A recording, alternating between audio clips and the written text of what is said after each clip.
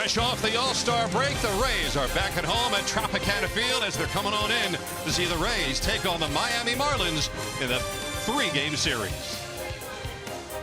And welcome inside our broadcast booth, along with, of course, Brian Anderson. I'm Andy Freed filling in for Dwayne Stats and BA. We say second half of the season, but of course the first half has been long since behind us. This is game number 95. We've gotten to know this Rays team a little bit, and they've been winning a lot of baseball games, and they've been doing it not only with offense, but with pitching. They've done it pretty much in every way that they could. And doing it differently than they had. You know, 2017, it was about the home run. Guess what? Didn't work. And we're going to show you some home runs here as we look at the offense, but that has not been the driving force here in 2018. It has been about putting the ball in play, using the whole field, building innings and sustaining them. What it's led them to? 4th in the American League in average, 4th, more importantly, in on-base percentage. So they're getting runners on, they are getting runners into scoring position, and what this offense needs and will always need is the big hit. On the pitching end of things, let's go back to May 19th. We remember that. That was Saturday night in Anaheim. Sergio Romo would open, I should say, 1 of 2 ball games. Since then, they lead Major League Baseball in earned run average, and they have done it by all sorts of ways. You think about the openers, you think about bullpen days, you sprinkle in a couple of starters, but number one, everybody has chipped in, and for this to work, they're going to have to continue to do so. Everybody has been doing it on the same side of the rope. That's how the Rays have also won 14 out of 15 at home. Blake Snell, one of the All-Stars for the Rays. And when we come back, Michelle Margot about Blake Snell's All-Star experience. Game 1 of 3, the Rays and the Marlins coming up.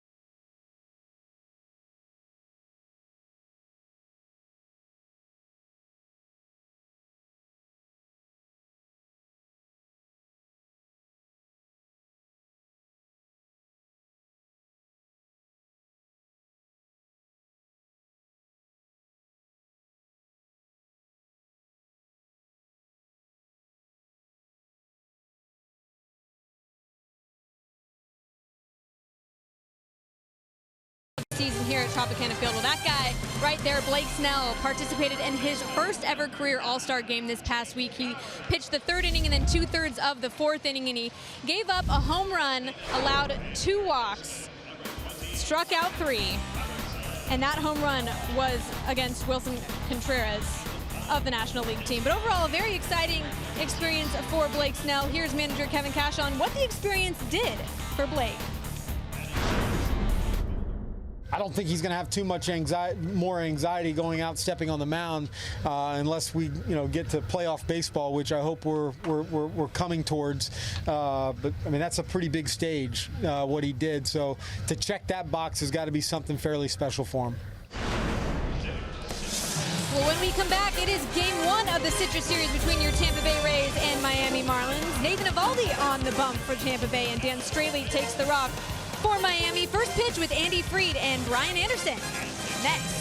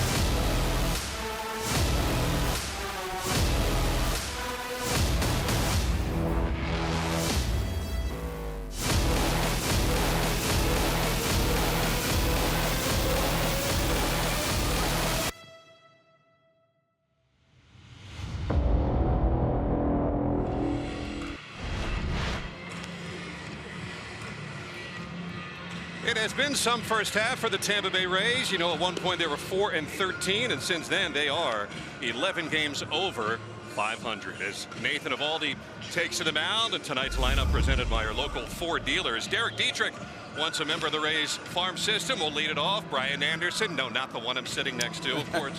He hits 2. Rio Muta, the all-star. Justin Bohr, the big fella. And then the former Yankee and Cubs Starlin Castro. Martin Prado was not with the Marlins. He was hurt when we were in Miami. JT Riddle, Garrett Cooper, and Cameron Maybin for the boys from Miami. Well, and Nathan Eovaldi looking to get the Rays off to a great start here in the second half. He'll be making his 10th start of the season, searching for that 4th win. The ERA 4.59 in 51 innings of work.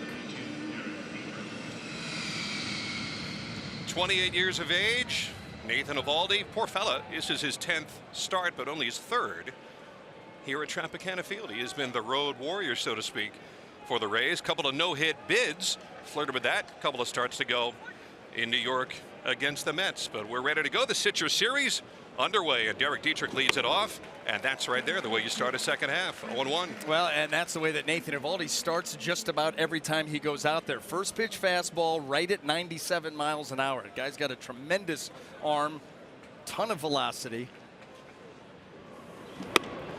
And there's the off speed, so 0-2. The thing though, BA, and we've seen this from so many pitchers over the years, it's not just the amount of strikes, it's the quality of the strike. Right. And that's what hurt him last time in Minnesota. Yeah, and he has been a strike throwing machine, but you're absolutely right. Quality's got to be in front of it. And that didn't take long. There's his first strikeout of the second half. No, and look where all those three pitches were. You know, strike one and strike two on the outside corner. Now, once you get ahead of a guy 0-2, now you can expand. So let's go with the hard stuff up and out of the zone. And Derek Dietrich just cannot help himself. So 1 out and nobody on, and that'll bring up Brian Anderson, having nothing short of a fabulous rookie year. And we saw him, of course, we just saw the Marlins not long ago, the beginning of the month, and he was involved in a lot, although he only went 1 for 12, but he takes pitches well and initially falls behind 0-1. Well, advanced hitter, you know, for his age, as a top prospect in the organization, coming up and through, getting his opportunity, and obviously making the most of it, as you saw his numbers on the season, leading rookies in just about every statistical category that matters, you know, first or second. You look at hits, you look at extra base hits, doubles machine. Not a lot of home runs, but this is something that the Marlins feel is going to come as he continues to mature as a hitter. The home run numbers will start to creep up. He and Soto of the Nationals have to be numbers 1 and 2 in Rookie of the Year. Thoughts? Out of play. Yeah, and you know what? What really hurts Brian Anderson is being stuck with the Marlins. You know, in this rebuild, you're kind of hidden away outside of the national scope, where the Washington Nationals, a team obviously driven by Bryce Harper, a lot of expectations for that team going into the season. They've underperformed a little bit, but yet Soto is playing on that main stage, a bigger splash. I got to get this out of the way. Does it feel weird for you to say someone else named Brian Anderson? It's awful. It's absolute. I want to call him BA. That's probably not cool. But yes, it's very strange. You don't seem uncomfortable about it, though. Try to be a pro. Try to be a pro. 2 down here in the first. Couple of swinging strikeouts for Nathan Eovaldi. 2 out and nobody on, and we'll leave it for JT Realmuto. Well, you know what? Let's take a quick second here and set the Rays defense for you. At some point in this ball game, they will come into play. Brought to you by Golden Diamond Source in the outfield, left to right. We've got Malik Smith, Kevin Kiermaier, and Carlos Gomez, and across that infield, third to first, Daniel Robertson, Danny Echeverria, Joey Wendell, and Jake Bowers, with Jesus Sucre behind the plate. That's right. It was Sucre behind the plate. Of course, Wilson Ramos, the Rays all-star catcher, going to be out for quite a while. And that's quite a hit. You even think of this lineup that the Rays are putting out there tonight. No Matt Duffy with late back spasms, and no Wilson Ramos. It's a different team without those guys. No question about it. Matt Duffy has been the most consistent hitter all season long. I mean, he has been fun to watch because his approach has not wavered a bit. And then, of course, Wilson Ramos, voted in as the starting American League catcher in the All-Star game, deservedly so, has been so productive.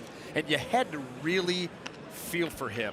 When I mean, the last series, he was getting a chance to go back, back not home, but back to the Washington Nationals, the organization where he really made a name for himself. And to have it cut short because of injury and not get to play in that game, that really stunk. And to think what happened to him right before free agency with the Nationals, too. He's got to be thinking this is happening again. But as we say, though, it just makes opportunity for somebody else until Wilson can get back. It is 1-2 to JT Realmuto, the Marlins all-star. And 2-2. And you know what? That was one of those things that Nathan Eovaldi will do from time to time. The quick pitch. There was no leg kick right there. He will try to catch a hitter by surprise and throw his timing off by not having a leg kick. Tried to do it right there, just missed the zone with the fastball. He did that almost artistically in that no-hit bid against the Mets. He had all their timing off. 2 balls, 2 strikes, it remains. When you think that this guy coming back has had not 1 but 2 no-hit bids. I mean, 2 legit no-hit bids within his first 9 starts of coming off the DL, which, by the way, even if his arm wasn't sliced open for the second time, just the fact that he hadn't pitched in over 18 months, it's been quite impressive to see how you would never know that, and seeing the rhythm, and as you mentioned, even the disruption of the rhythm of the hitters. Out of play. Well, and here's what we're talking about. So in the 1-2 count, Nathan Eovaldi trying to catch Real Muto by surprise, like no leg kick. You see that? He just comes and all he's trying to do is throw off your timing. And by the way, don't think that the Marlins dugout doesn't look out and see that. They know that he does that, and so now you've got to be ready for that. Maybe a little ready too soon. I mean, he'll play games with you. On 2-2, base hit over the leaping Bowers, and the all-star Real Muto as the Marlins' first hit of the game. Oh, Real Muto did a great job of extending that at bat and then going the other way. You know, this is something that we've seen the Rays lineup do all season long, and what has made them successful. You know, you think about a guy like Matt Duffy and his willingness to shoot the ball the other way. He just stays back on, lets his ball get into the zone, and then pops it over the head of Jake Bowers. Marlins have been hitting pretty well, and they've been getting better seemingly month by month. I mean, they know and knew going in this was not going to be a playoff team, of course, but they have. I think this team has a little bit of fight behind it. They've got some spunk to them. It's another, team where you're seeing a lot of young guys getting opportunities. And so this is my chance to take a foothold in Major League Baseball and make a career for myself. And you're right, as the season has gone on, they are trending in the right direction.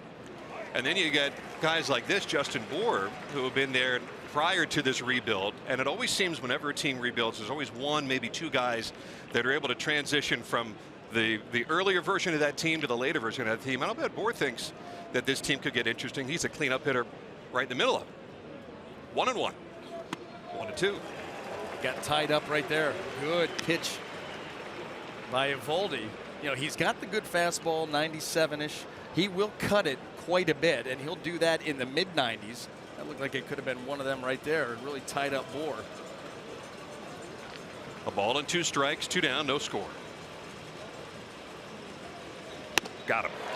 Hard stuff from Nathan Eovaldi, and he strikes out the side with a harmless single in between. And the Rays are coming up. Kevin Kiermaier is going to start it. The Rays will bet against Dan Straley when we get back.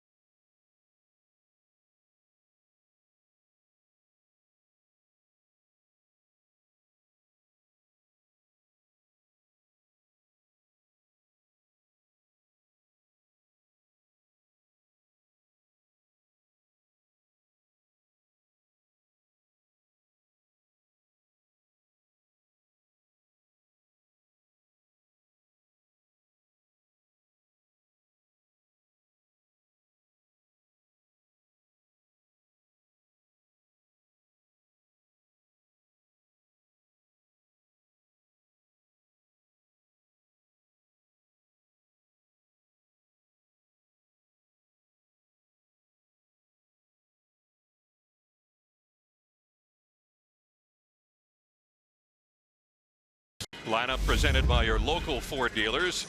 And don't let that number from Kiermaier fool you. He's been trending in a better direction in the weeks leading into the All-Star break. Echeverria, of course, Bowers, Daniel Robinson hitting cleanup with Wilson Ramos on the DL. Ji-Man Choi. Carlos Gomez was swinging it pretty well in Minnesota when we were there. Joey Wendell was too. Sucre will play more of a leading role at catcher.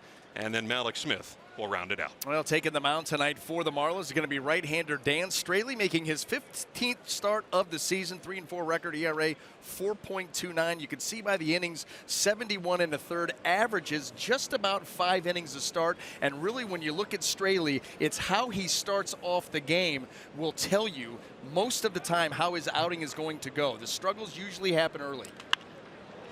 Out of play on the first pitch to Kiermaier, and it's 0-1. His last 4 starts leading into the break were solid. None of which spectacular, but solid enough. And he's one of those veteran guys that's helping to show the younger guys the ropes here for the young Marlins. And 1-1. Well,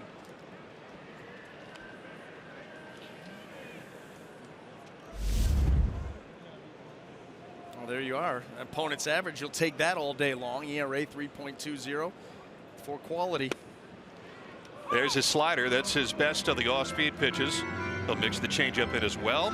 But working the bottom of the zone to Kiermaier is what Straley's trying to do, and it is 1-2. 7 years in the big leagues with 5 different teams, Dan Straley. In fact, if you think back to the trading deadline, and we're going to be talking a lot about trading deadline, I think, over these next few weeks, when he went from the A's to the Cubs with Addison Russell. And there's a base hit by Kiermaier to start the night. Will he try for 2? You bet he is. It's a double for Kiermaier to start the night.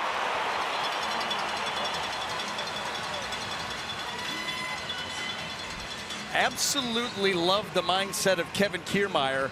And when he shoots a ball into the outfield, his thought process is this: I'm going for 2, and you're going to have to stop me from going for 2. Well, this ball just does not get in far enough. Kiermaier does a nice job of staying inside of the baseball, using the middle of the field, and then here it is. I'm going for 2. Put pressure on the defense, force them to make a play. And like you said, you better believe he's thinking about it the moment that ball shoots up the middle. You know, that's a routine single for everybody else in the game. And when he hits a routine single, he's literally thinking too, you've got to hold him at first base. Come in, get to that ball quickly and get it in quickly, and then he'll stop and pull back and take his single. If you don't, this is where he ends up. So he's in scoring position, and Adeiny Echeverria falls behind 0-1. A lot of times Kiermaier will do it against young outfielders. Now this one he took the next base on Cameron Maybin, a pretty good and experienced center fielder, but Kiermaier, I tell you who was also doing that, BA, a little bit this year is Joey Wendell. I mean, we've seen him do kind of what Kiermaier just did there. It is rubbed off. Yeah. It is absolutely rubbed off. And by the way, that's kind of how this team is built. There's a lot of grit here. A lot of guys that play, hard, but they play almost more than that. They expect more. And you know, there was a prime example, and that's why it's really, really easy to like this team, the way they're constructed. 1-1 to Echeverria, a former Marlin. And 1-2. I have heard that more from fans within this first quote-unquote half of the season than I have in a couple of years. How much they feel attached to this Rays team already. I mean, just friends, neighbors, anecdotal thoughts. You know, I really like what the Rays are doing. I know they may not be a postseason team necessarily this year, but I like the way they play. Yep.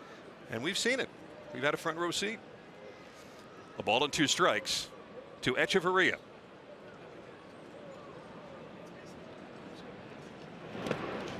And 2-2.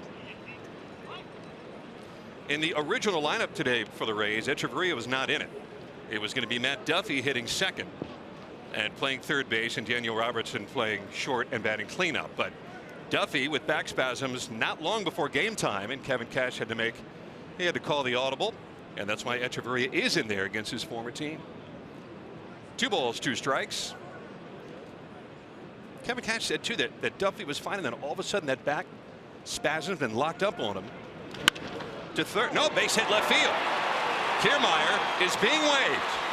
Dietrich's throw cut off, and it's 1-0 Rays. Throw back to first. Safe there also. Rays take an early lead. I'll tell you what, the Rays coming out here of the All-Star break running hot. Kevin Kiermaier getting it started. And then how about this, Echeverria? And I thought Martin Prado was going to have a chance at this ball. He's too far in to be able to get to it. And of course you're going to send him. That ball cut. If Martin Prado spins, well, here's the problem. He had to pick up where's Echeverria. And when he realized he wasn't going to second, had to reset himself and throw to first. That gave Echeverria time to get back to the bag. So I'll tell you what, the Rays have come out and really, really pushed it here early on, already up 1-0. I always think about this too. I mean, Prado is a seasoned veteran. He's played here many times, but the Marlins aren't playing much on turf. I mean, this is their first time on turf outside of if they had played the Toronto Blue Jays. That's it. So that the ball does speed up a little bit on this artificial surface. 0-1 to Bowers. You know, and it's interesting too on a guy like Echeverria how far he was in. He was in where you'd play Malik Smith. Thinking about maybe pushing one up the third base line. And you know, it gave him, you know, the closer that you come, and we talk about it all the time, when you pull the infield in, it cuts down on your range. And that's what killed Prado right there. You know, he's standing right in here, and all of a sudden that chop ground ball, he doesn't have time to laterally get to it. And the Marlins put the shift on now and bring him over to the right side. 2 strikes, not worried about the bunt from Bowers, so you can sell out for the pull ground ball.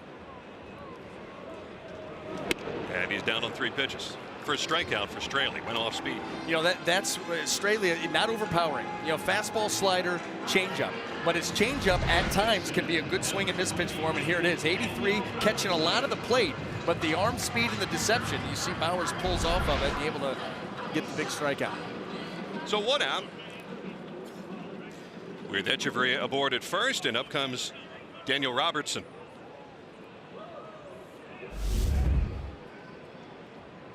Seven homers, not one in a while, but those RBI totals could tick up, and getting more RBI chances, hitting more in the middle of the lineup with Wilson Ramos in the DL. You take Ramos out of this lineup, and we were talking about it before with Duffy, but it does leave a void, especially because Ramos was such a hot hitter going into the break. Did a great job with runners in scoring position. You know, he was another guy, for all the power that he had, using the other side of the field. Realized, look, if I get a ball up and away, I can take it out that way, and so pitches down and away, I can shoot him into right field and still be quick enough to turn on the ball in. Kevin Cash has been telling us that with every person going down, it's an opportunity for somebody else. But you take any team that loses your top average hitter in Duffy and your leading RBI man in Ramos, and you're going to have to get creative. And like you pointed out, Ray's running the bases hard here in the first. That's how this team is going to have to score runs. And think of this, tonight, Cron not in the lineup. He's their home run leader. Yeah. So how are they going to score runs? By kind of pushing things, as we've already seen. Nothing at 2 here to Daniel Robertson. There's so many movable parts on this team, so much versatility. Just got a piece. You think about a guy like Daniel Robertson. He can play the infield positions for you. He's gotten time out in left field. They've done the same thing with Joey Wendell. So many talented infielders and not room for everybody. So you've got to get creative, and these guys have been more than willing to make that move. And when you do end up losing guys to injury or illness or have to come out of the lineup for one reason or the other, there's some guys that can seamlessly fill in, and that's how this team's kept it rolling. Doesn't it seem archaic for when we were growing up and one guy would play one position for most days? Yes. I mean, it is a completely different thing. Could be 2. Castro's turn. Double play. So a 6-4-3 double play takes care of the Rays, but a little bit of damage inflicted. 1-0 Rays through 1.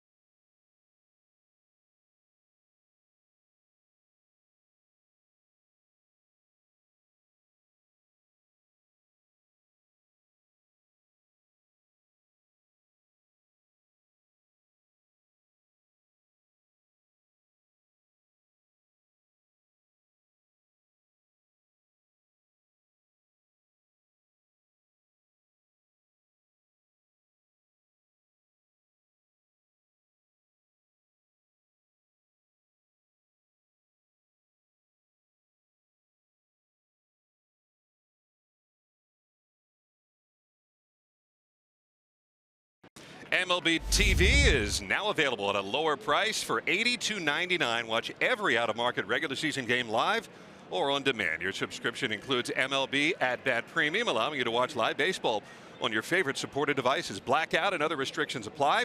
Visit MLB.tv to take advantage of this special offer. Starlin Castro starts the second for the Marlins. And a first pitch fastball from Eovaldi. Castro, Prado, and JT Riddle for the Marlins, who won 2 out of 3 at home against Philadelphia heading into the All-Star break, while the Rays were losing 3 of 4 in Minneapolis against the Twins. So the Marlins got a bit of a bump, but it was kind of a drag of a series for the Rays in Minnesota. 0-2.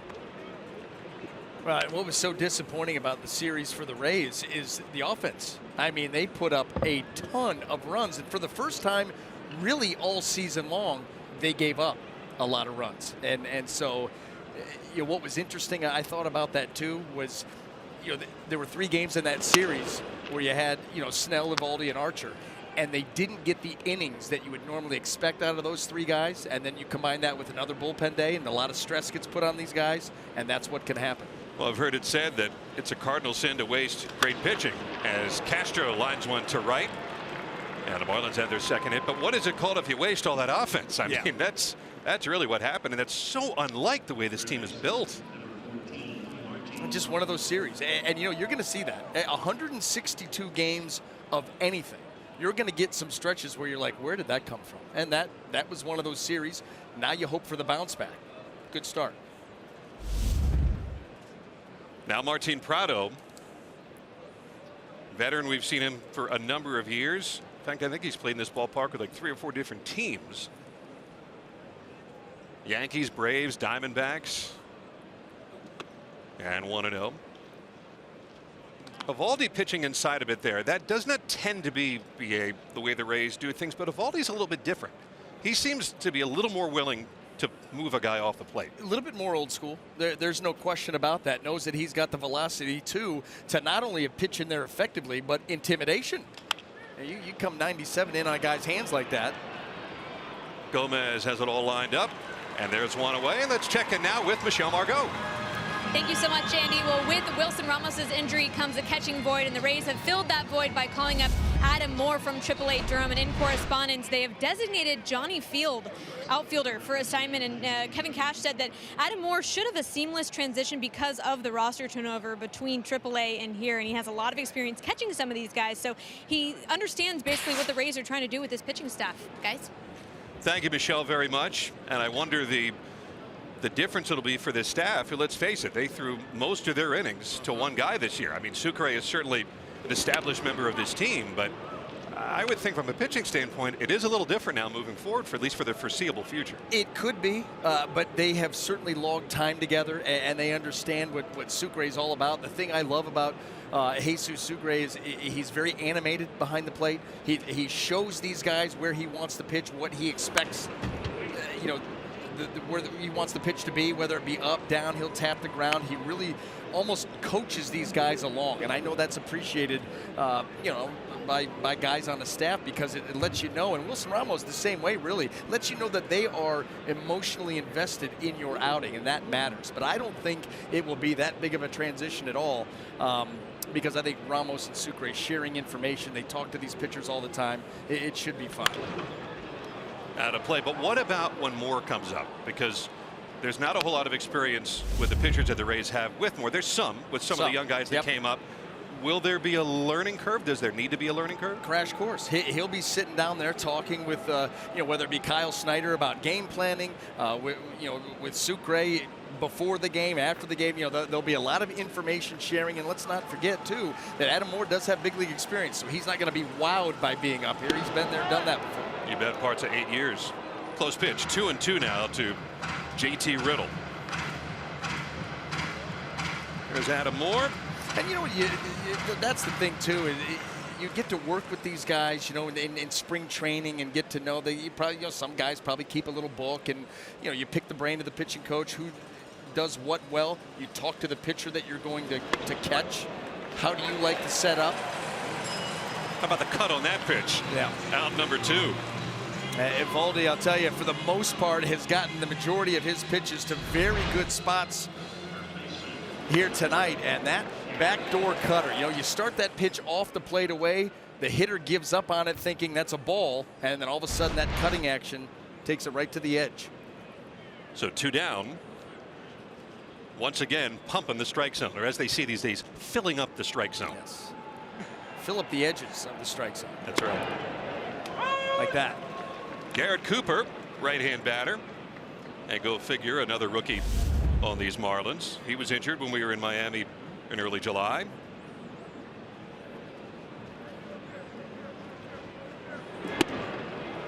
Oh, 0-2. I mean, Eovaldi is ahead of all these hitters. And he's been sharp. That's the thing. Again, it goes back to what you brought up early and what we talked about, quality strikes. Not just strikes for the sake of strikes, but quality along the edges, just above the zone, just below. Nothing into the count to Cooper.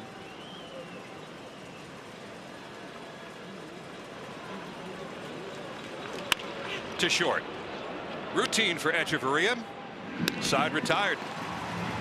A leadoff single by Castro, wasted by the Marlins. 1-0 Rays to the home second.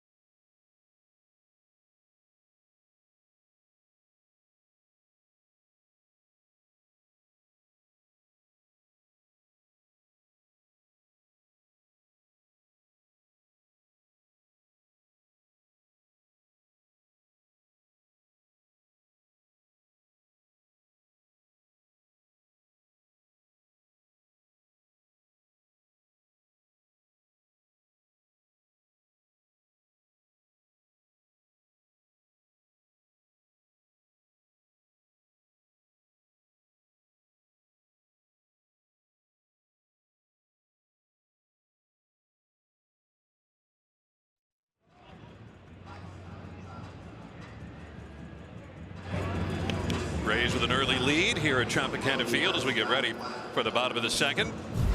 And time now for Lowe's whole team together. That's a lot of runs for this Rays group. Just about 8 a night.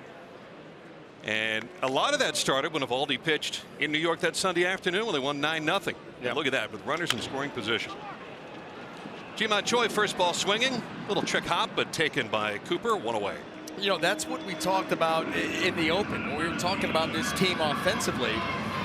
Last year, like we said, it was all about the home run. Set a franchise record. What did it get them? 14th out of 15th in the American League in runs scored. So they completely shift gears. The home runs have not been nearly as prevalent. But guess what? They've done a good job of getting on base. They've done a great job of getting runners into scoring position. And it's that number that matters. That's what the team needs. The average with run, they need the big hit. Now, they got the big hit. At a 369 clip for 8 games. What they do, they averaged about almost 8 runs per game. 5 and 3 in that time span. That's what made those 3 losses that you mentioned in Minnesota hurt so much. It was so irritating. I mean, the game the Rays scored 19 runs. They had 11 hits with runners in scoring position in one game. Yeah. That could be a week's worth sometimes. Yeah. Gomez started to swing it better in Minneapolis and up to 8 home runs. Had his first since June 1st when we were there just prior to the break. 1-1. Carlos went hitless in the series in Miami, 0 for 9.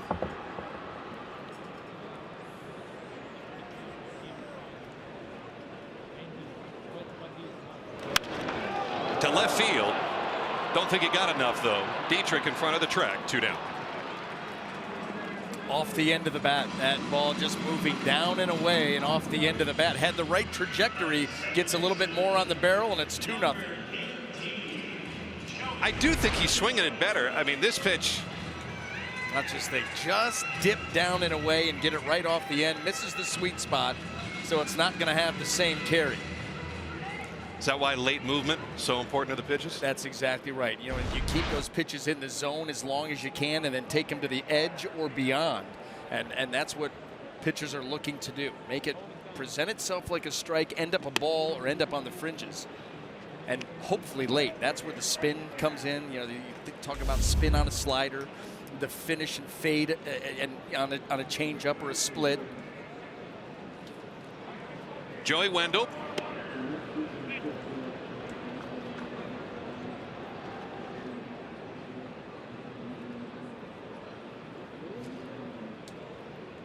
Joey Wendell had a good series in Minneapolis, had a game-tying hit with 2 out in the 9th last Sunday. And 2-1. I'd say he's hot. Look at that. Boy, another guy that uses the whole field, goes back up the middle. Look at the extra base hits, too. In the air, foul. Prado, he's comfortable in this dome. And that's a quick inning for Dan Straley. 3 up, 3 down through 2. Rays up 1 against Miami.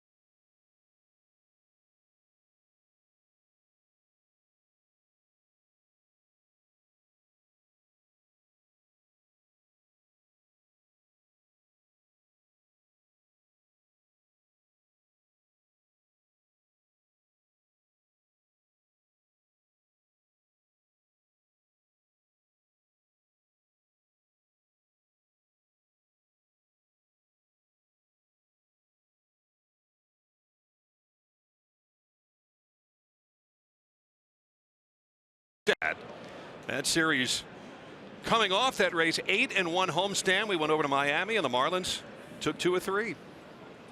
Extra innings in each of the first 2 games. Yeah, and the 16-inning game. How about that one? 5.5 hours, and there was nothing left in the tank the following day. Lost 3-0.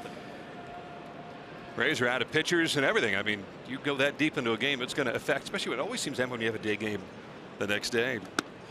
This is Cameron Maybin in his second tour of duty with the Marlins.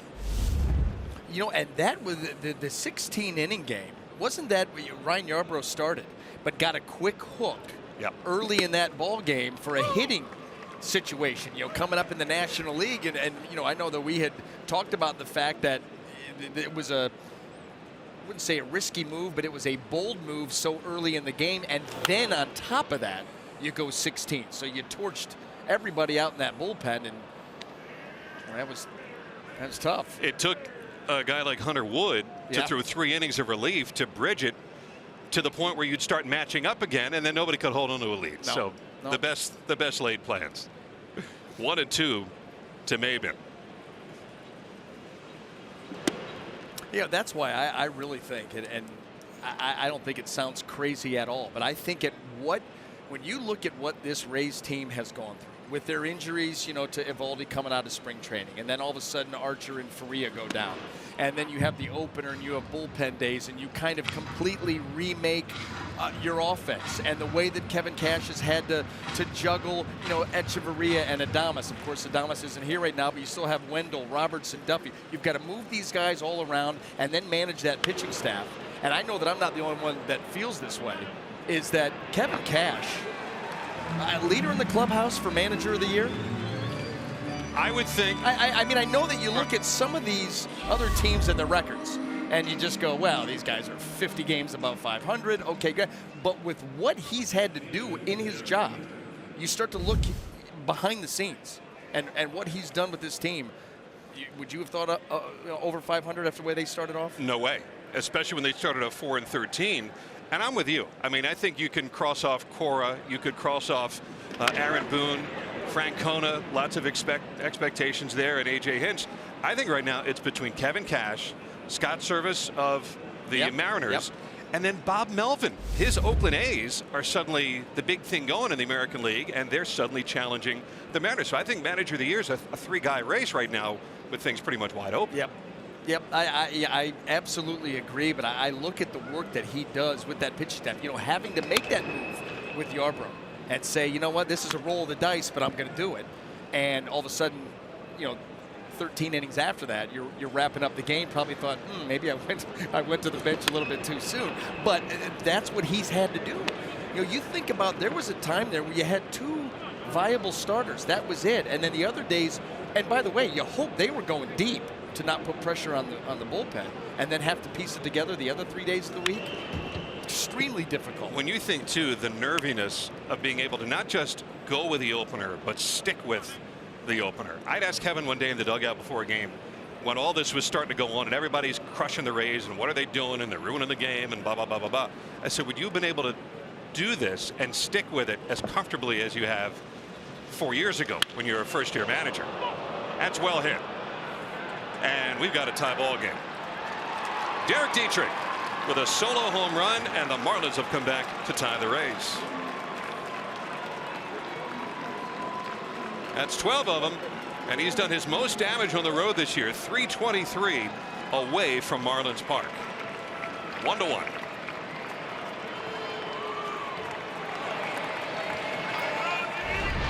Going to see right here the split, and the split doesn't have the good finish on it, just kind of hangs out there over the plate. That's the danger with that pitch, because it doesn't have a tight spin. When it comes out of the hand, sometimes it can be more easily recognized than other pitches. So if it doesn't have that late dive, it becomes extremely hittable. That's what happened right there. So Dietrich, against his former organization, ties this game at 1. And 1-0 to Brian Anderson. He struck out his first time. It's going to be a good feeling for Derek Dietrich. And now Anderson ahead in the count. But the fact that Kevin could not have done that years ago speaks to the fact that he is now a little more of a seasoned manager. And I think that there's something to be said for that. I appreciated his candor, saying I don't think I could have been able to do it 4 years ago the way he has this year. And timing is everything, right? You're a little bit more comfortable within the organization, in your own skin as a manager. Now remember where he came from. Bullpen coach with the Cleveland Indians for 2 seasons, right to manager. I mean, that's quite the jump when you think about it. And so he has settled in nicely, and I thought thinking, I know that you feel the same way, he's done an outstanding job with this team in this season. No other manager has to deal with some of the things that he does have to deal with. And let's not forget too, and I know you know this, knowing pitching, this is a team that was expecting to have Brent Honeywell, Anthony Bonda, Jose De Leon at some point, potentially all three either in the rotation or at some point important key pitchers in this season. Eovaldi gets his 5th strikeout. How about that? That is the cutter. I mean, you think about the movement on this pitch. Sometimes it's subtle with Eovaldi, sometimes it's got some lateral movement, and that, by the way, is at 94. And so look at, you start it in the zone, force a decision, And by the time that decision is culminated, it's out of the zone. And that's the whole point. Present as a strike, end up as a ball, get the chase. Good bounce back there for Eovaldi. 2 out, nobody on, and now JT Realmuto. And then he follows it up at 98, just off the corner. Yeah, I mean, his arm talent, and that's never been a question with Eovaldi. It's always been the secondary pitches, and when they're consistent, that's when he puts together his dominant outings. You think about he's had 3 starts where he's given up 1 or 0 hits and 0 earned runs. And you think about the one pitch that has really stood out outside of the fastball in those 3 starts, it's the split. And when the split is consistent, he is dominant. Period. End of discussion. I think it's impressive too that at least it appears that his strikeouts are ticking up at this stage of his career. This is a guy that, even though he's been a hard thrower, has not been a big strikeout pitcher throughout his career. 5 tonight early on. Quick pitch to him. Gomez all lined up, and the side is retired. Derek Dietrich homers off of Eovaldi to tie it up. We go to the home third and a 1-1 tie.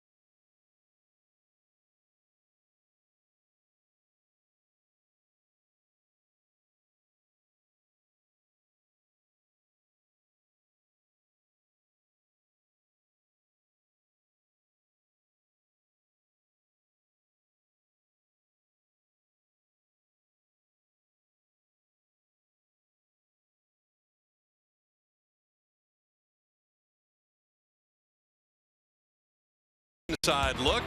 That's how good the Rays have been at home. You know, I think of the winning years, and that's how the Rays were doing it, with a tremendous record here at Tropicana Field. Yeah, I got to get my stylus back. You know what? It was a bad all-star break for me too, apparently. But look at what the pitching has done. And starter, bullpen, some of that's interchangeable. It sure is. But they have been remarkably consistent. I'll tell you that. Overall, the Rays 26-17 at home. A lot of the season they were right around 500. That stretch that you're looking at 14-1. It has been dome field advantage.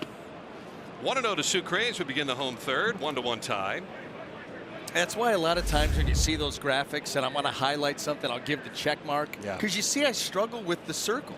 Well, you open it fine. You just don't close it well. No, right. Yeah, and I could do that. I could pitch for the Rays.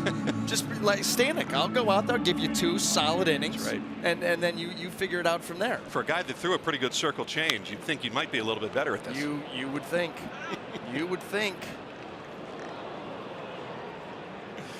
1 ball and 2 strikes. They're still coming in. They are. And you know what? We can tell all of them. Let's try it right here. We could tell all of them that there are gates open further down. Yep. And you don't have to be stuck in that line getting wanded. If you just, people tend to be like sheep, and they just end up in one little funnel right up to the one gate when there are many other gates open. You see it a lot on highways. When you're up on a road and you have the 2 turn lanes, you'll typically have 15 cars in one turn lane, and in the other there's like 2. It's like people are afraid to out of their comfort zone.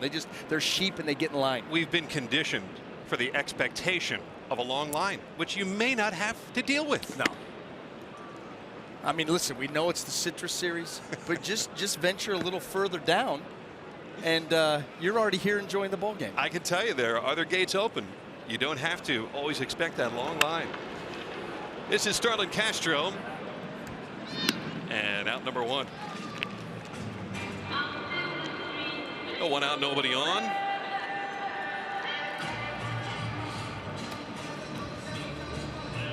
And the batter now, Malik Smith,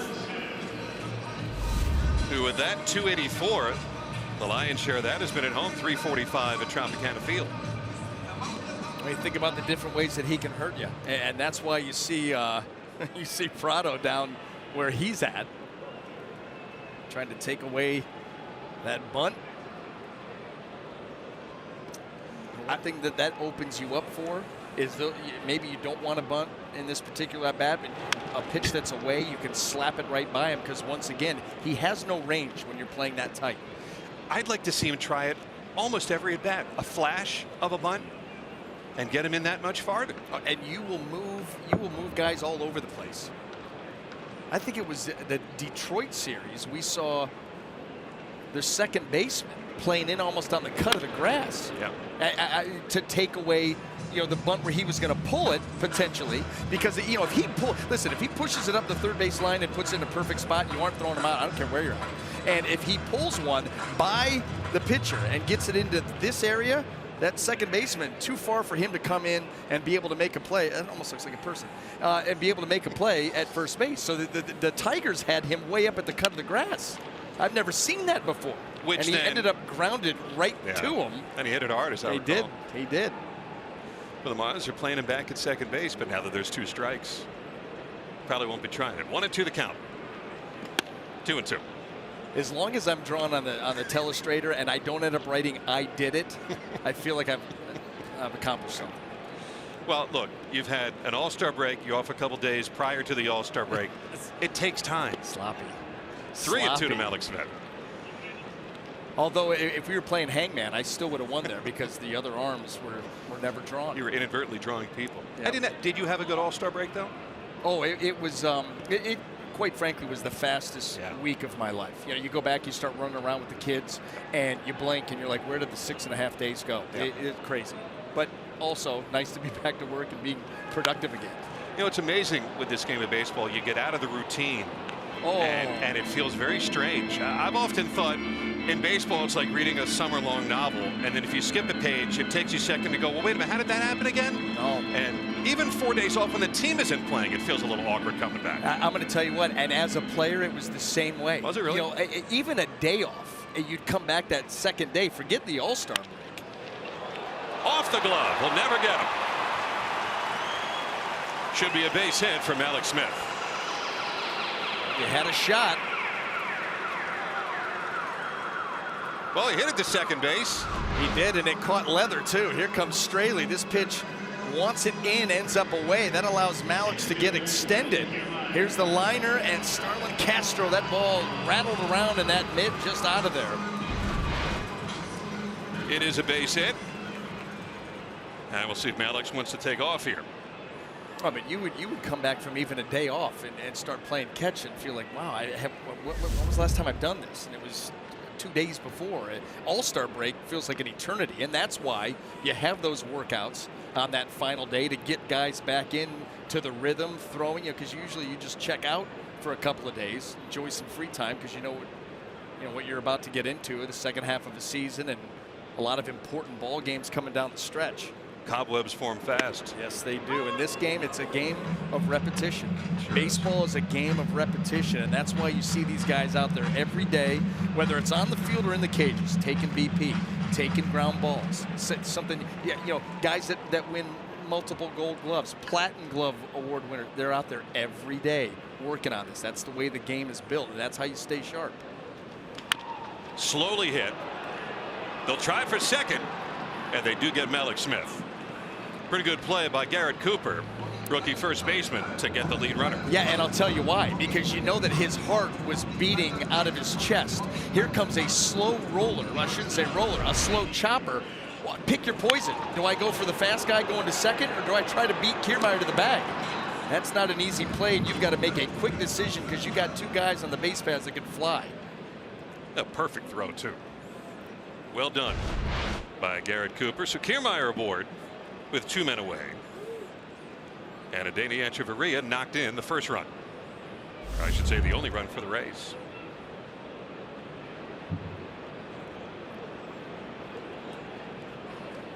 All right, Kiermaier. 6 stolen bases for KK, and with 2 outs, we'll see if he wants to give it a go here. It's 0-1 to Echeverria. Him bottled up for as long as he was in the DL. It seems to me that the moment Kiermaier came back, it has been, to coin the phrase, like releasing the caged dog. I mean, he wants to do everything, and it's a tough game to try to come back and try to do everything, but he's got so much energy, and I feel like every time he gets on base, he wants to take off. And why not? Every time he grounds the ball in the hole, he's going for 2. Yep. I mean, that's just the way that he is built. That's, you know, quite frankly, that's led to some of the injuries. Him going all out all the time, you know, has led to some of the unfortunate injuries. But that's just the way that he plays the game, and you can't hardly ask him to not play that hard. I don't think he would be capable of not playing that hard. I mean, you think about him, you think about a guy like Carlos Gomez. You tell those guys to pull it back just a little bit, they look at you like, well, how do you do that? That doesn't make sense. I only know one way, and it's all out all the time. Well, I know he, of course, was quite frustrated, and there have been some a freakish quality to some of the injuries. It's not like it's been, you know, always crashing into walls or that sort of thing. Like when Bryce Harper came up, they kept telling him, stop crashing into the wall. You're gonna hurt yourself. For KK, it's been the slide into first last year, the dive into second base this year. So he has had a degree of bad luck also, but you know how much it matters to him to be in that line of play in center field every day. 1-2 the count to Echeverria.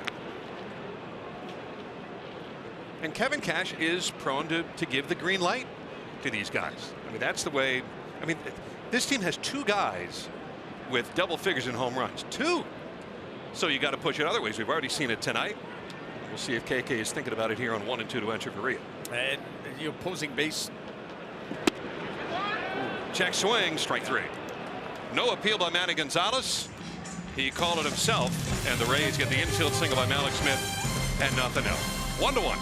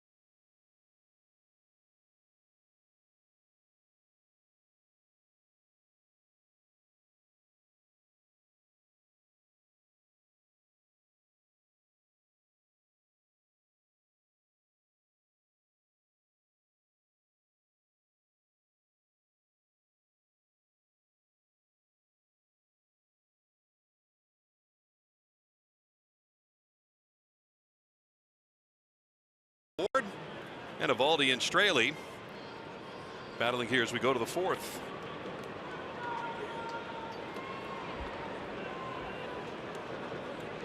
Is Justin Bour, and ball 1.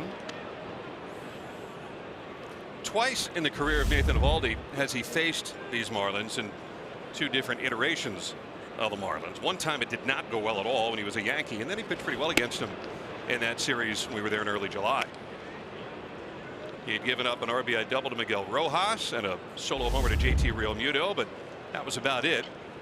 A no decision for him that night. And 3-0 now to Bohr. And Bohr will draw his share of walks. In fact, he is 4th in the National League with 62 walks this season. 3-1. Well, there's the respect of the power. And if you fall behind him, you want to give in something out over the heart of the plate. And he's got enough plate discipline to say, look, if I'm up in the count. Can Eovaldi get it? Nope. Wendell. Oh, what a glove flip out number 1. Oh, wow. I did not think that play was possible. It wasn't. It shouldn't have been. Joey Wendell, him realizing that this is the only play that could be made, and watch the reverse flip. You talk about knowing your glove and it being an extension of your hand. This was the only way you thought the play was made, base hit. Joey Wendell, that is outstanding. That might have been the farthest glove flip I've ever seen. My goodness. All in one motion. Yeah. Pretty impressive. Not bad for Joey Wendell. And instead of a base hit, there's one out, nobody on. Here's Starlin Castro to right field. Boy, the Rays had Gomez positioned perfectly out number 2. You know what? Go back to his first at bat. The base hit into right field.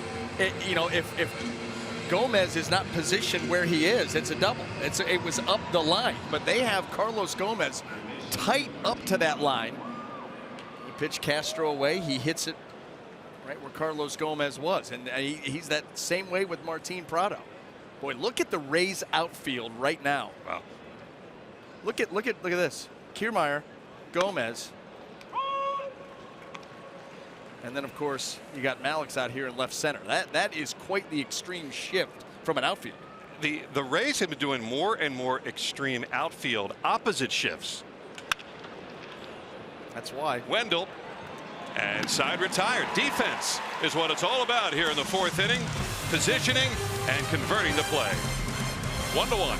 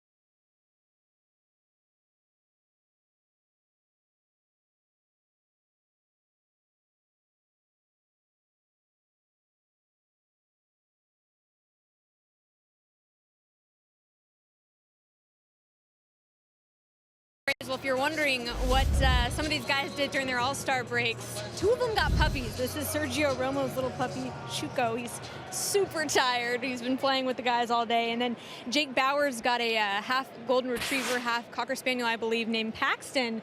There you see him, and I asked Jake Bauers, why didn't he bring Paxton to the field? And he said, well, I need more big league time. And obviously Sergio Romo has plenty of that. But yeah, here's Chuco. He's just the cutest little thing, little 7-week-old Frenchie, and all the guys were on the ground playing with them. And Andy NBA, I know you're jealous. I know that you can't be down here hanging out. He's like asleep. Michelle, that is rather remarkable shot, I got to tell you. That dog is about as peaceful as, I mean, you've heard of service dogs before? I'm now more relaxed from having seen that picture than I was 10 minutes ago. And that's fine for right now. Yeah. But then comes that next stage. Yeah. And that's where the training needs to come into play. Yeah. And it's tough to do during a major league season. Yeah. You know, those are a couple of off-season moves that these guys have very boldly made in season. Yeah. We'll see how it turns out. You need I want to help. see both dogs at the ballpark. Into the shift, Starlin Castro gets Bowers for out number 1. We have dog days every now and then, right? We do. Usually they're out in left field, but wouldn't it be great just to watch that little puppy just run all over the field, at Tropicana Field? I mean, to There's me, a lot of ground to cover. you better believe it. Well, there's one out here in the 4th inning. Wait, are you a dog owner or are you not a dog owner? Yes, it's a long story. Is it really? Yeah, I don't want to really get into it, but yeah. I'm a dog owner. I wouldn't say at this point I'm a proud dog owner. Yeah. I'm not a fan of this particular dog, but Yeah. I've always been a Rottweiler guy. Yeah. In fact, when I played for the Diamondbacks, we had a family day and brought the Rottweiler to the ballpark. Yeah. She's full grown. Always female Rotties. Right. Love them. At shortstop, JT Riddle, 2 quick outs. Well, I've never been a dog owner, but I'm a lover of dogs. And how do you not fall in love with? Look at Michelle was holding that puppy right there. It makes you want to go get one. Yeah, and here's the thing: you put the time in, you train them properly, and they are the greatest companions you could ever want. I mean, you have a bad day, you come home, they don't think you've had a bad day. They are the greatest. They're They just are the happy. greatest. They're happier home. Yes, they are. All right. So when you would come off a road trip, Yes. I mean, you're coming in at all hours of the night. That Rottweiler is there waiting. Mm-hmm. Is there any confusion of who's coming inside my house right now? Yeah, absolutely. And now it's a quick recognition, but yeah, there have been plenty of times the late come into the house and the ears go up, and when the ears go up and the head is flat and the little bit of ridge of hair is raised down their back, look out. And I'm going to tell you what, I've owned 3 Rotties, all females, just tremendous dogs, but when they bark, they send a clear message. And then it doesn't take long, though, if you're the owner, for them to realize it's one bark, and home. as soon as you hear the voice, they just they're right down. But you appreciate that kind of alert behavior. It helps you leave work at the office. Yes. Here's Carlos Gomez with a fly to left his only time. 2 out here in the 4th and a 1-1 game. 2 more to go in this series.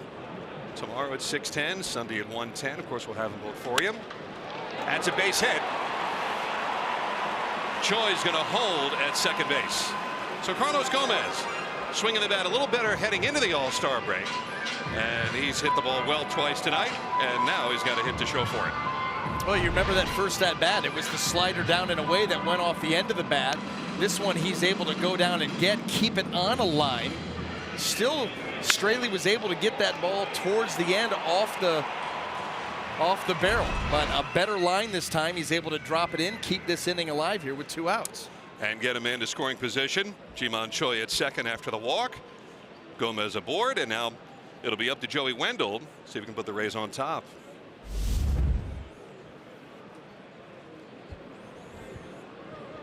Looking for RBI 30 as he digs in. And this is what we were talking about. When you think about the Rays offense here in 2018, it's Choi working an at-bat with a walk. And then all of a sudden a 2-out at base hit by Gomez. Now you've got your runner in scoring position. This is when you need the big hit. This is how this offense is built. Work ABs, base hits. Now you need the big one with the runner in scoring position. Take a lead. 1 ball, no strikes. And he chased. It's 1-1. And it's that changeup again. And that's the one pitch that Straley can consistently get swings and misses. Does a great job of selling this pitch. Keeps that right out over the heart of the plate. And then look how it dive bombs right out of there as Joey starts to swing. Circle change, right? From Straley, from that grip he was showing us, circle change, Yeah. not splitter. Yep. Well, yeah, and you think about Evaldi, he's the true split. Right. And this is more of the traditional circle change. A pickoff play at second with Riddle taking the throw. And I'll tell you what, Riddle saved Choi from a nice bruise on the backside. He was able to flag that throw down before it smoked G-Man right in the back. Watch this. Get that glove out just in time, or he was going to wear it. Well, they're trying to keep him close to the bag at second base. You know, and not always to pick him off. Right. Just if there's a base hit, maybe he's a step short, and now you've got to play at the plate. Because their outfield is set up fairly deep here. Yep. All the way around. To the corner, but Anderson runs it down. So Joey Wendell made a bid for extra bases, but more off the end of the bat as well. And we remain tied through 4.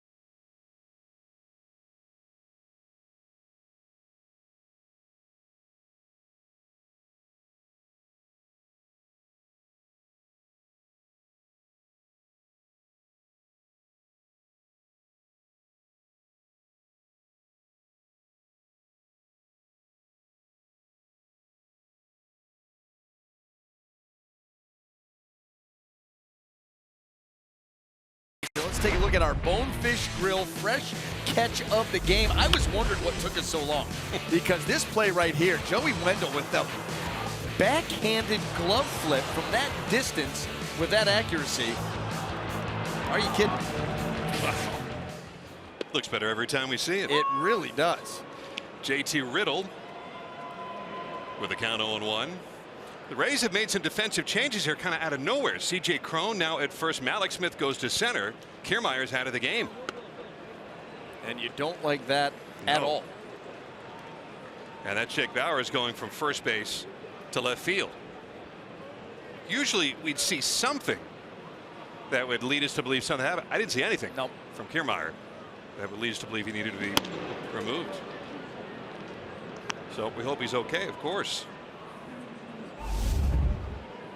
It's 1-2 now to Riddle. He was caught looking on strikes his first time. Boy, he made him look bad there. He went chasing one away.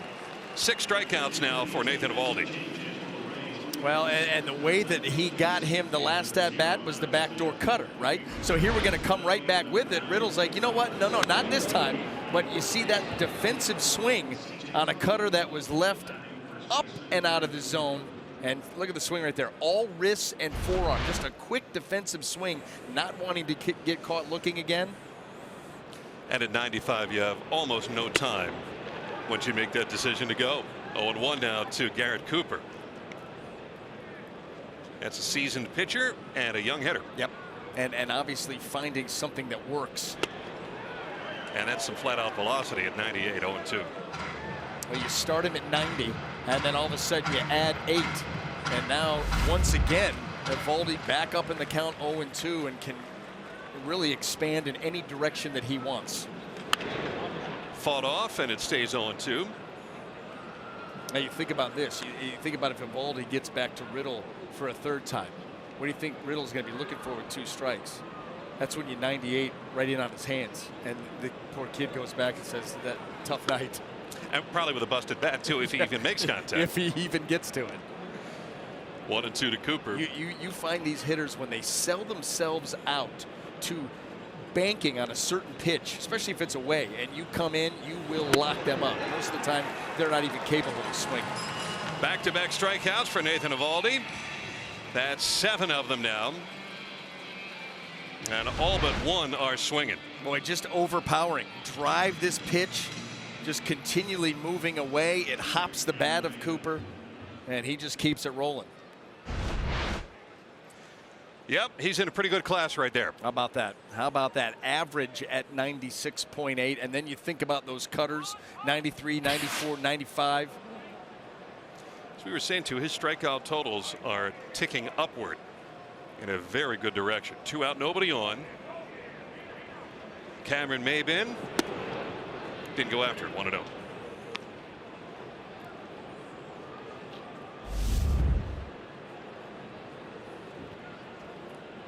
Maybin playing more these days with Lewis Brinson over from the Brewers. Injured. He got hurt right after the Rays series, so Maybin now back to being more of an everyday center fielder. Brinson a bit of a disappointment after he came over from the Brewers in the Christian Yelich deal. That's a fair ball. Gomez better get to it quickly, and he does. Well, you know, that's another one of those examples of where Carlos Gomez was positioned. I mean, Cameron Maybin can run, and that ball was just inside the line, and that's a double most of the time. But the Rays very aggressive with their positioning. Watch how quickly Gomez gets it. This is a double. But guess what? Hey, right there. I mean, he was hugging the line so close that he's not even in the picture. And look how quickly he gets to that baseball. Hold Maybin to a single, which, by the way, a double would be huge in this situation. 2-out runner in scoring position. I think Gomez had to go deep into the bullpens. To shallow center. Malix has to play it on a hop. On his way to third is Maybin. And it'll be runner to the corners for the Marlins.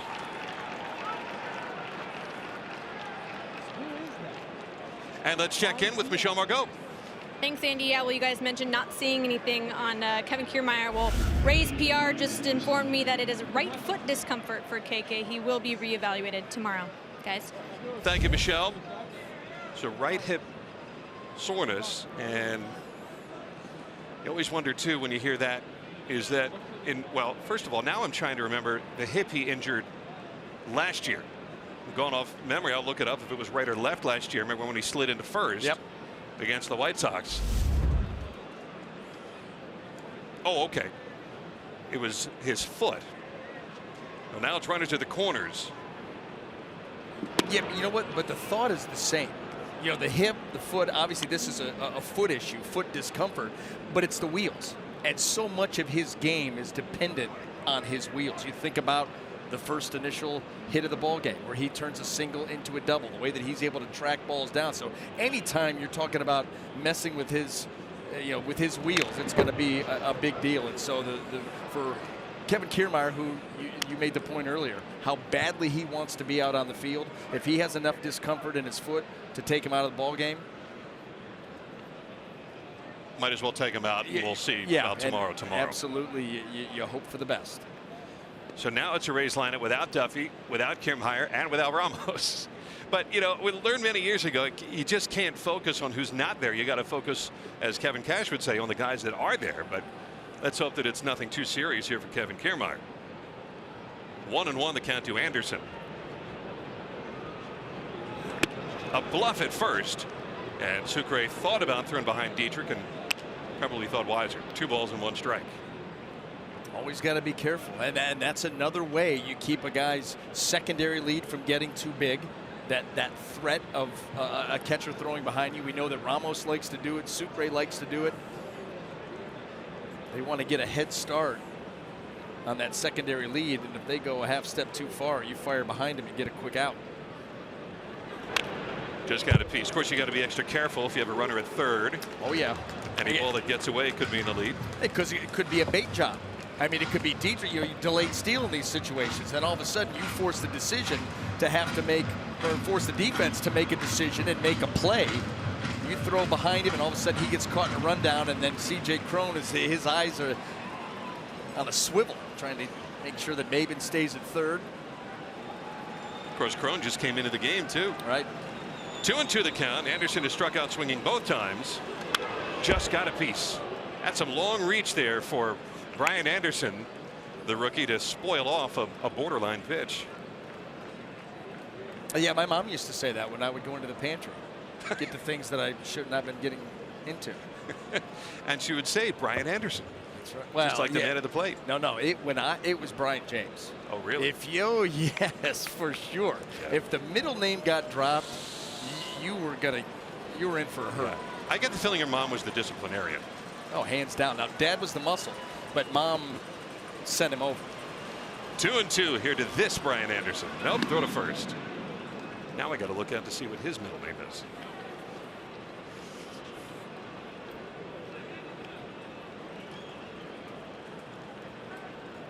And he is not Brian James Anderson. He is Brian Wade Anderson. We have found a difference between our BA and their BA. Well, and he can hit at the big league level, too. Dietrich is running, and it'll be second and third.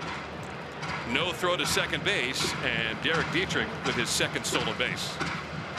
Yeah, no throw whatsoever. There was actually no coverage there either, and he picked a pretty good pitch to run on as that ball ended up down in the dirt.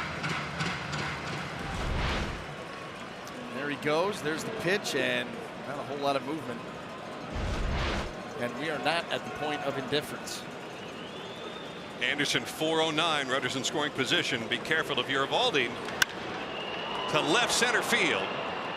The park should swallow it up. Malik Smith, and the Marlins leave 2 runners in scoring position.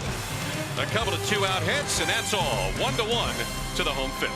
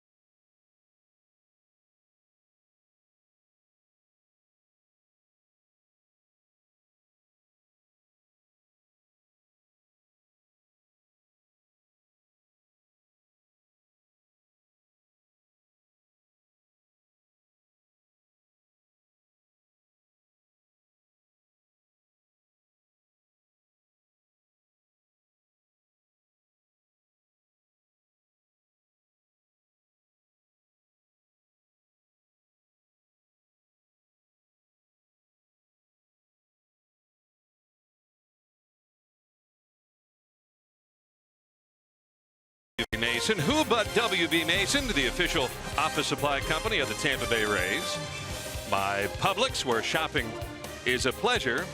And by Geico, 15 minutes could save you 15% or more on car insurance. Rays baseball on Fox Sports Sun. With the sun going down over the Gulf, it's 1-1 as we go to the bottom of the 5th inning, and Jesus Sucre is going to start it.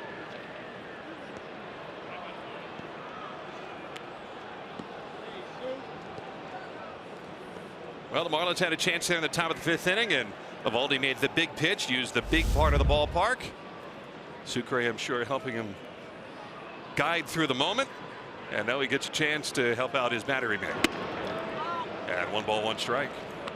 Sucre to be followed by Malik Smith, and then C.J. Crone hits in the number 1 spot now, with Kiermaier removed with the foot soreness.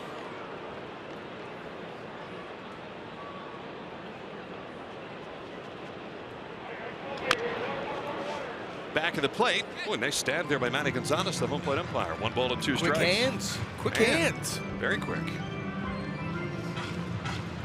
Hey, listen, these guys back behind the plate, they've got to be on point. You think about the stuff, the pure stuff that Evaldi is featuring and Dan Straley trying to catch the fringes of the strike zone. You've got to be mentally locked in, and then physically, how about this? Up over the shoulder.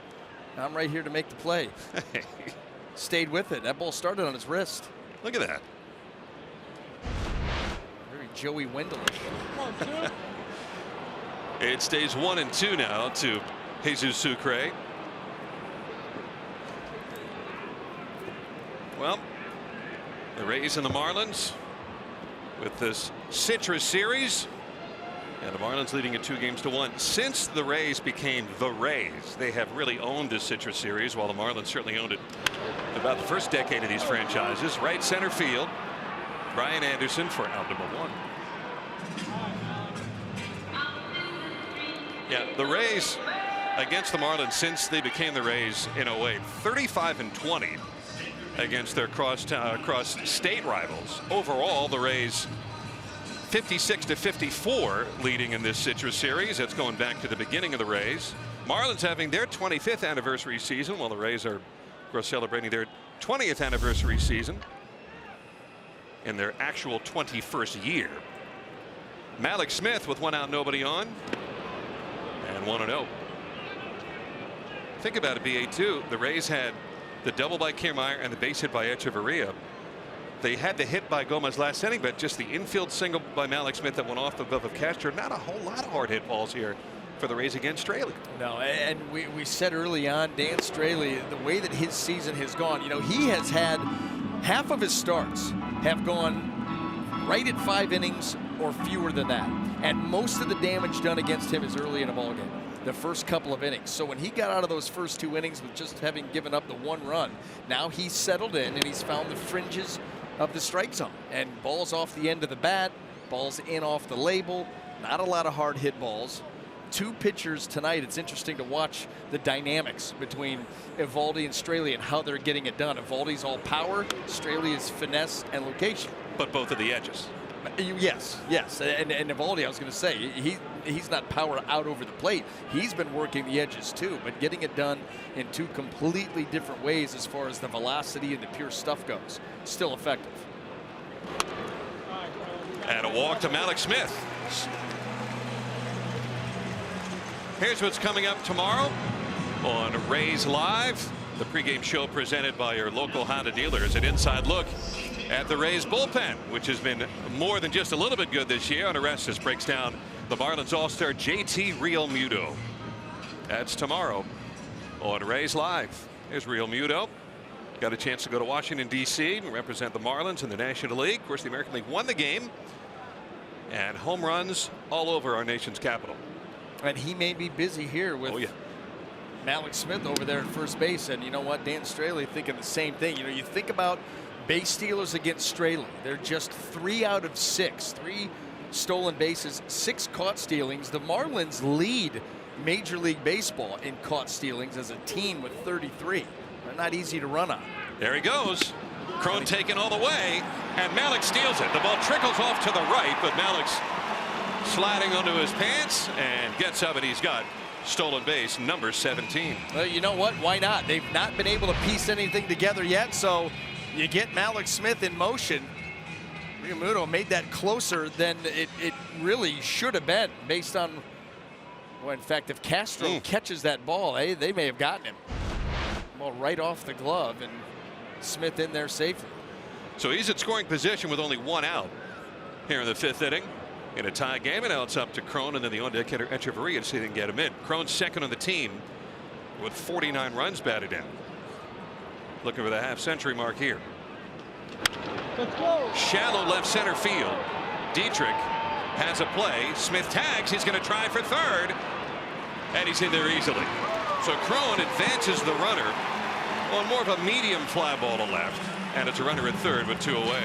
And you know, we didn't have time to really talk about it, but this is why the walk to Malik Smith, you know, that's the guy you don't want to walk. Used to hate when you would walk the speedsters, because this is the kind of pressure they can put on you. A stolen base, and then really maybe one of 2, maybe 3 guys on the Rays team that are going to tag up on a ball like that to third and make it as easily as he did.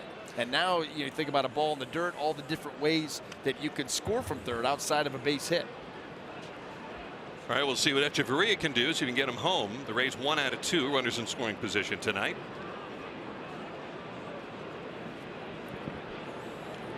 And that one came from Echeverria, and he knocked in Kiermaier. It's 0-1. Ground ball outside of the reach of Prado down there at third base, and he's playing even with the bag again. And so that's going to limit his range. There he is. You can find that same hole and knock yourself in another run. And Echeverria behind 0-2. Looking it up, Straley has not thrown a single wild pitch this season. For a guy that can work the bottom of the zone, you'd think at some point there would have been 1 or 2, but maybe kudos to him, maybe to Real Muto. Spacious, yeah, exactly. It's going to be the catchers too, because think about his changeup. Yeah. With that dive into the dirt. And that didn't take long. 3-pitch strikeout. Echeverria strands the runner at third base. The Marlins and the Rays remain tied through 5.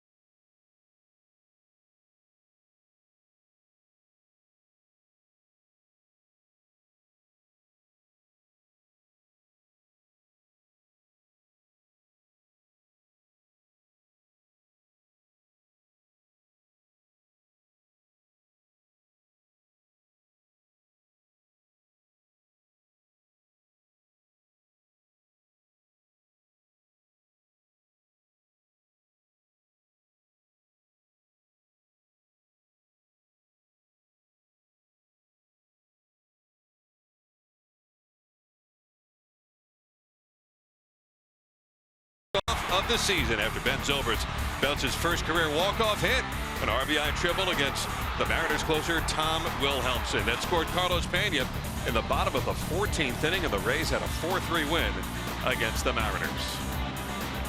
Well, it took till 2012 for Ben Zobrist to get his first career walk-off hit, and I'd say he's had a few more since. Of course, he had the game-winning RBI in the World Series 6 years later, or 4 years later, for the Cubs. Nathan Eovaldi, 82 pitches as he begins the inning, and JT Realmuto ahead 1-0. Then Justin Bour and Starlin Castro were tied. Both teams had some opportunities there in the 5th inning. Neither cashed in. And 1-1 the count to Realmuto. You know, it's been fun too, BA, to see Eovaldi have a little more leash. You know, you think of that no-hit bid he had out in Oakland, and still appeared to be going strong, but that was his first game. To the gap in right center field, but Gomez got a very good jump and is able to pull up and make the play. Boy, Gomez covering some serious ground tonight from the right field bullpen mound to the gap in right center. He's been positioned very well, and when you position a guy that has Gomez's speed and his energy, and you know, he's a guy that's going to play hard and go hard all the time. Think about the ground that he can cover. He's positioned well. He's going to make a lot of plays for you. There is a guy that's played a lot of center field, so you know he has range. And 1 strike to count to Justin Bour. And again, you put him in the right spot, he's going to give you the great effort with the great range. Guess what? A lot of balls going to go into that glove. Well, for a team, too, that is built around run prevention, I know Gomez has not had the offensive year that he or anyone was hoping or expecting. But, I mean, not only the energy he plays, but the ability to save runs. I mean, he's taken some bases away from the Marlins tonight, no question. 0-2 to Justin Bour. Down he goes. That is number 8 for Nathan Eovaldi. Boy, he does not waste time. Man. I mean, get ahead and not dance around. Let's just put you away. 97, top of the zone, just above that swing. In fact, foul tip right into the glove of Sucre. Well, of those 88 pitches, only 24 out of the strike zone. That's Hobie Milner, the newest member of the Rays bullpen, acquired from the Phillies, and he begins to warm up. So maybe that leash isn't quite as long as I was thinking it might be. 0-1 the count to Starlin Castro.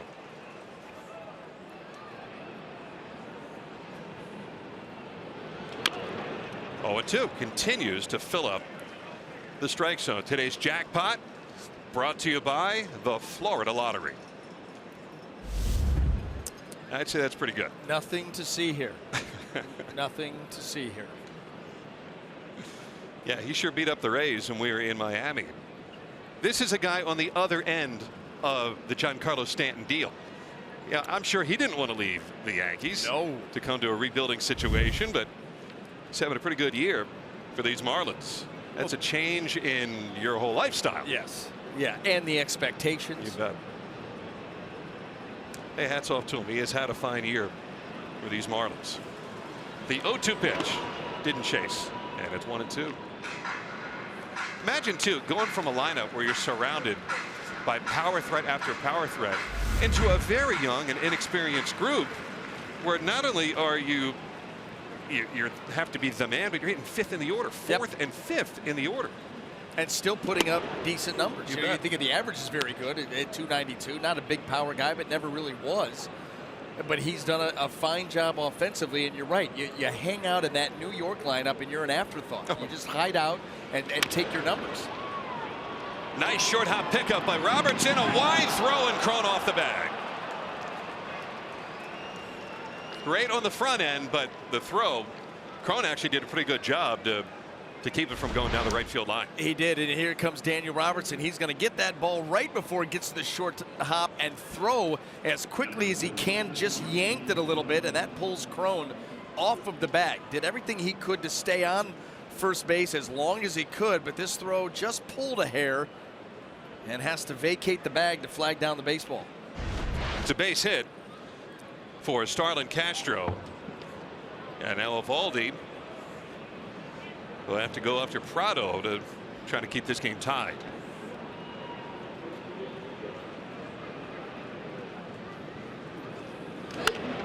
Foul away. I've always thought that Prado is a valuable asset. I mean, it seems like whatever team he's on, not only does he hit, but 224 this year, that is well below season numbers. Now, he has been hurt, and he missed the whole series against the Rays earlier on this month. But he's one of those guys that I'd never like to see him come up in a key situation, especially late in games. Very good contact hitter. He had a left hamstring strain, which kept him out of the lineup for a bit of time. Interestingly enough, he was traded with Nathan Eovaldi at one point in time. Or I should say for Nathan Eovaldi, with David Phelps for Eovaldi, Garrett Jones, and Domingo Germán. A deal with the New York Yankees just before Christmas of 2014. So guys traded for each other. And you're right about his numbers. You disregard those numbers. He's a much better hitter than that. He has always been a guy willing to use, again, the whole field. We talk about that an awful lot. Those guys typically put up, big average numbers. Dangerous, dangerous hitter. Nice snag by Robertson, and he caught it. Laz Diaz, the third base umpire, instantly went up with a fist and said that he made the play. So Daniel Robertson continues to look so calm and so comfortable at every position which the Rays play him, and he plays them all.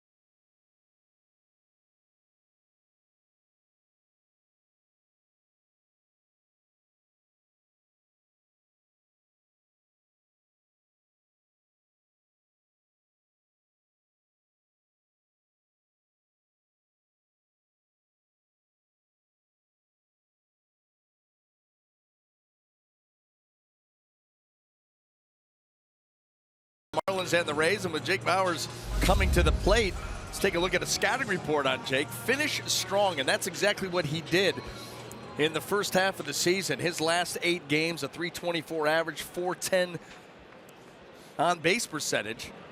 Had 11 hits in that span. 8 of them went for extra bases, and he has been an extra base hitting machine. 33 hits so far on the season. 20 of them, 61%, have gone for extra bases. And you wonder, too, how that ranks within the league. Very, very well. He was called up June 7th. 20 extra base hits. That is 3rd of the American League. Only Alex Bregman and Francisco Lindor have more extra base hits during that time. So that's all-stars. That's all-star, and that's elite company. Yep. Suffice it to say, he leads all rookies in extra base hits during that time since he's been called up too.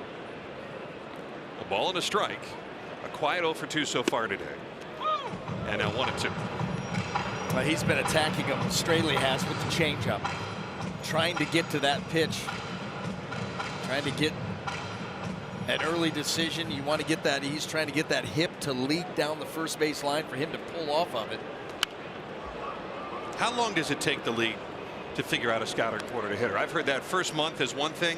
Once that second month comes along in your big league career, the league is starting to know what holes do you have. That's about right. I mean, how many times have you seen a guy up just go on a tear? Because you get pitched, you know, almost like the book. Yeah, fastball down and away, slider off of that, breaking ball, a little changeup. But it doesn't take long for them to figure out, especially nowadays with all the information that's out there. It does not take them long to figure out. They will find the hole or holes in your swing and start to exploit it. Now it'll be up to the hitter to then make the next adjustment, and it just goes back and forth for as long as you play this game. The constant cat and mouse.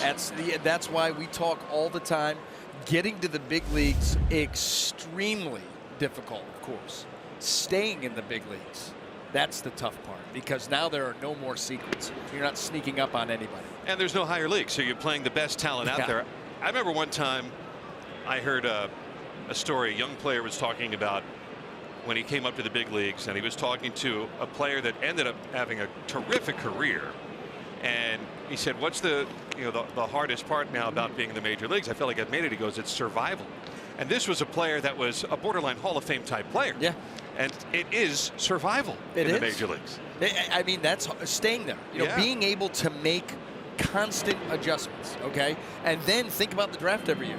And all the guys that get drafted and sign. Well, when they sign and come into the game, you know, a lot of guys have, and now they're working their way up, and they push someone to AA, and AA to triple. The guys in AAA want your job. I mean, it is just constant pressure coming from either the opposition, from behind you, and it really is about survival. And that's why you see these guys play 15 years in the big leagues, get into double digits in the big leagues, and it's impressive. Anderson in right field, and 2 quick outs in the Rays' 6th. Well, Straley and Eovaldi locking into a 1-1 tie.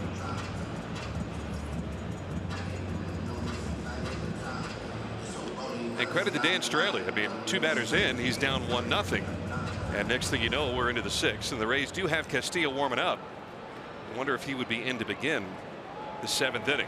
Bottom of the order coming up for the Marlins. 0-1 the count to Ji-Man Choi.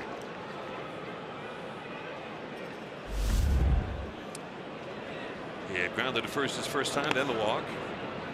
And 1 ball, 1 strike.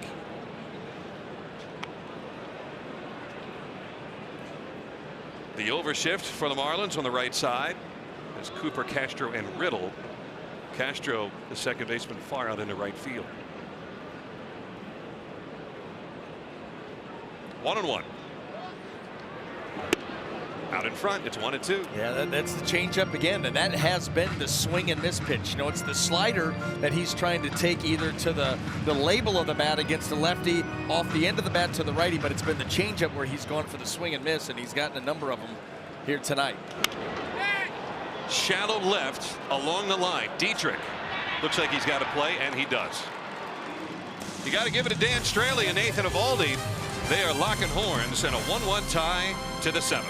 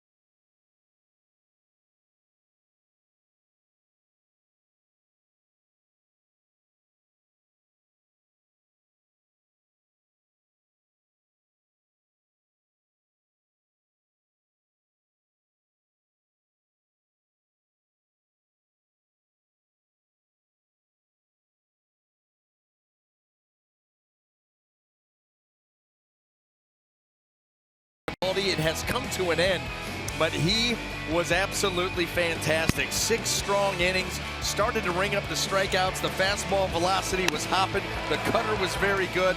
That was where he did the majority of his damage. That fastball, that cutter, occasional slider, occasional split. But he was very, very good. And 6 strong innings, he gave up 6 hits, 1 earned run, did not walk a batter. Talking about filling up the strike zone, he did that all night long. 97 pitches, 8 punch outs for Nathan. Twice he's gone to 9 this year for strikeouts tonight. 8 and 7 of them swinging. So you always hear the term swing and miss stuff. Tonight he had it. But 97 pitches and gives way now to the rookie Diego Castillo. Did we get a scout count tonight? How many here watching Nathan Eovaldi pitch? I did not hear it. Because you better believe there's probably a ton. Yeah. This is gonna be a fun trade deadline. I mean, when you think about the Indians, the move they've already made, getting Brad Hand and Simber out from San Diego, gave up a huge prospect and Francisco Mejia, catching prospect.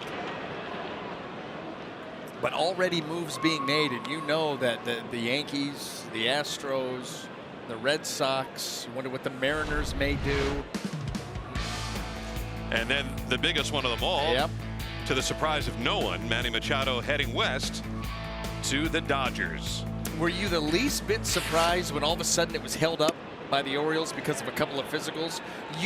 That's built into the playbook with them.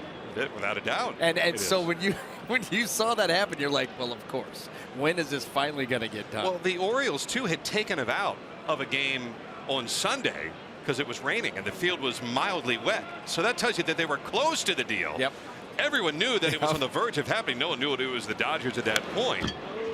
But you're right. That is built into the Orioles. And everything, I think, goes all the way up to the top to Peter Angelos, their owner. And he has the reputation of a guy that can squelch those deals in the 11th hour. But he went west. You remember when Grant Balfour agreed to a free agent deal there? That's right. Going to be a done. Oh, nope, you failed your physical. And well, now you kill his market. Oh, no question. I mean, it just, there's been some interesting decisions made or not made coming out of Baltimore. But now you wonder, when you look at that team, who's next and how deep does it go?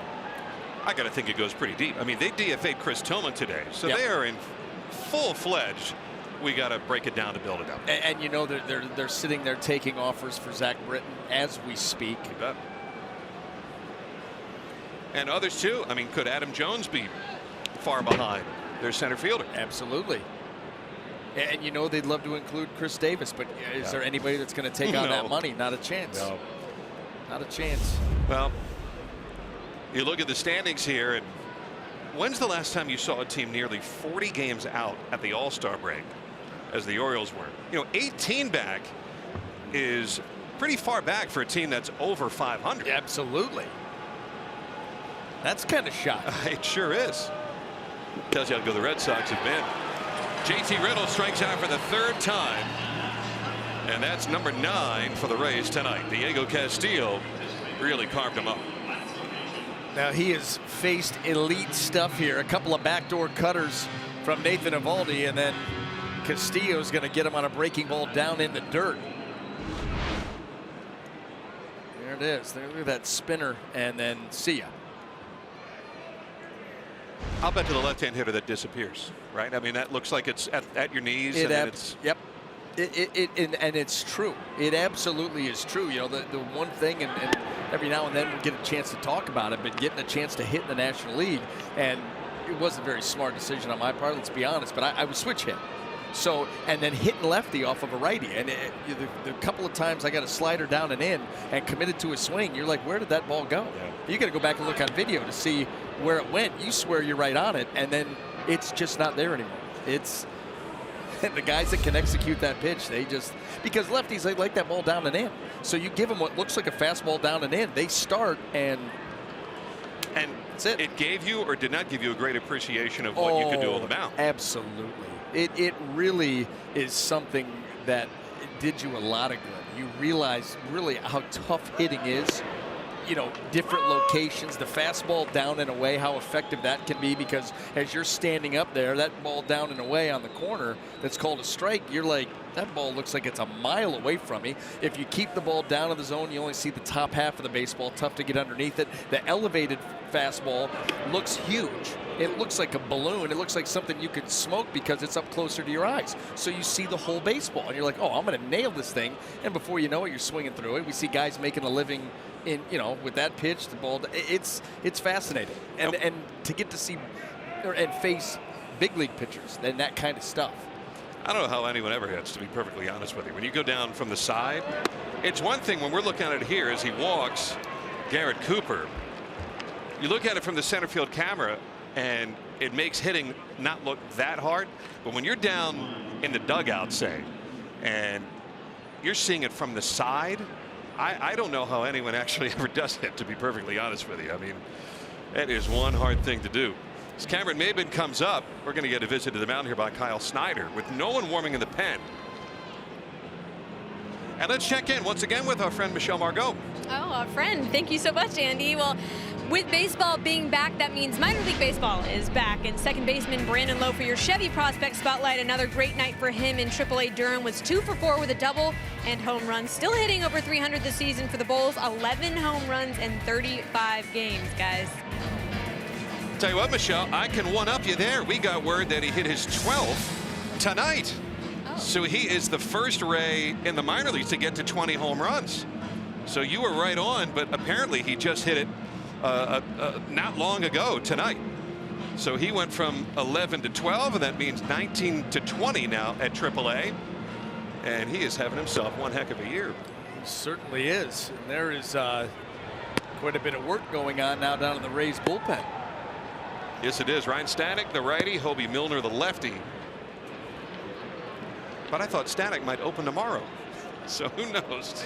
Everything in flux. You never know. You're right. It Got to sure win is. tonight first. Strike to Maben. With Castillo pitching tonight, and I wouldn't be surprised to see Alvarado later, both of them have said they want to pitch, and they want to pitch a lot.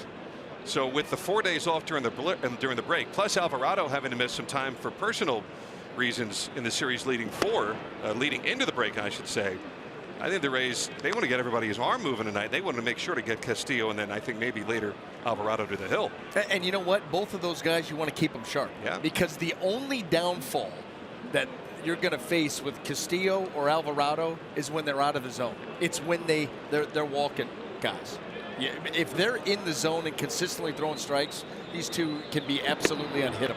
They could be all-stars at some point in time. Well, you think about Alvarado from the left side, overpowering heater, the breaking ball so sharp and snappy. The same way with Castillo. Then you think about not only his velocity, but his arm side run. I mean, that pitch just takes off, and then he's got the nasty little breaking ball to go along with it. But the key for both of them, throw strikes, command your pitches. They do that, they dominate. And they both have fluctuated a bit. There have been moments for both of them where they have been doing what you said, where they have not consistently thrown strikes. That's the only chance you have of them. You're not going to piece together a lot of innings against these guys hitting them. They're going to have to open the door for you a little bit with a walk or two most of the time. As the hitters say, there's not many barrels against either one of those guys. 3 and 2 to the number 9 man. Castillo not throwing enough strikes here this inning. No, and this is the pitch so far of the ball game. You're getting late. You're facing the bottom of the lineup. You just walked 8-hole. You're now going from 1-2 to full count here on Maben, right at the bottom. And so this becomes the most important pitch we've seen thus far.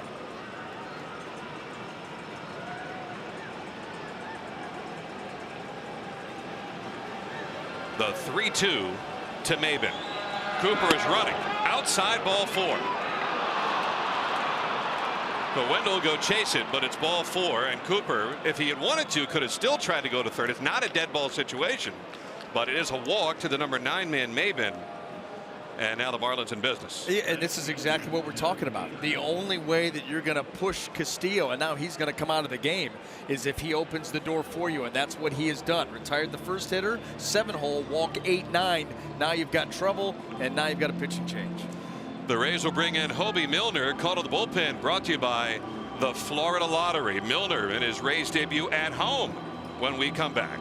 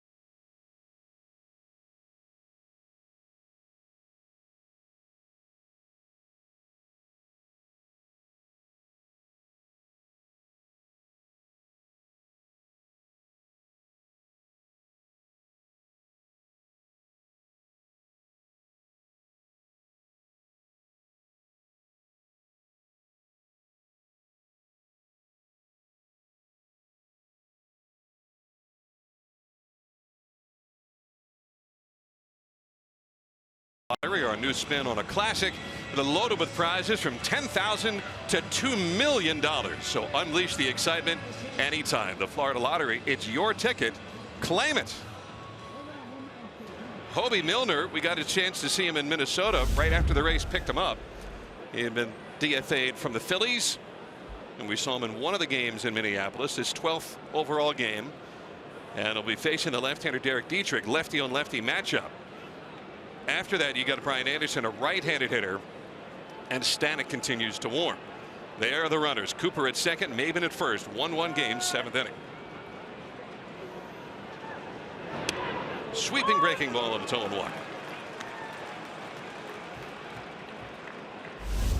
Dietrich 2 for 3, connecting with his 12th home run of the year earlier for the Marlins run.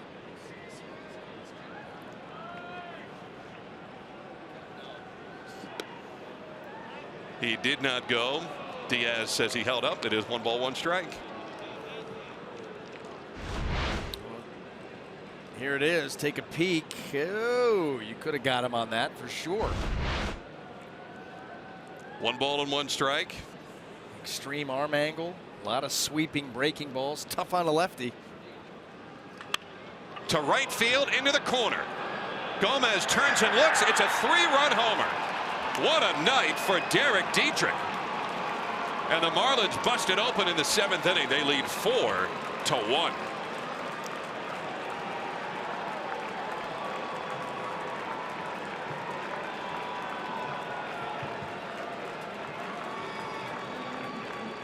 Quite the night for Derek Dietrich. He has knocked in all 4 Marlins runs with 2 swings. Well, and he knows what he's going to get for the most part. It's going to be the breaking ball. So if it doesn't get to the right spot, this is the risk that you run.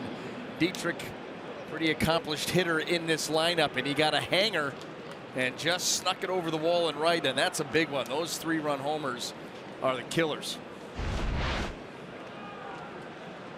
Dietrich, having faced Milner before, when Milner was with the Phillies, had not homered against him. He had been 1 for 3. And you're right, BA. He had a pretty good idea of what was coming.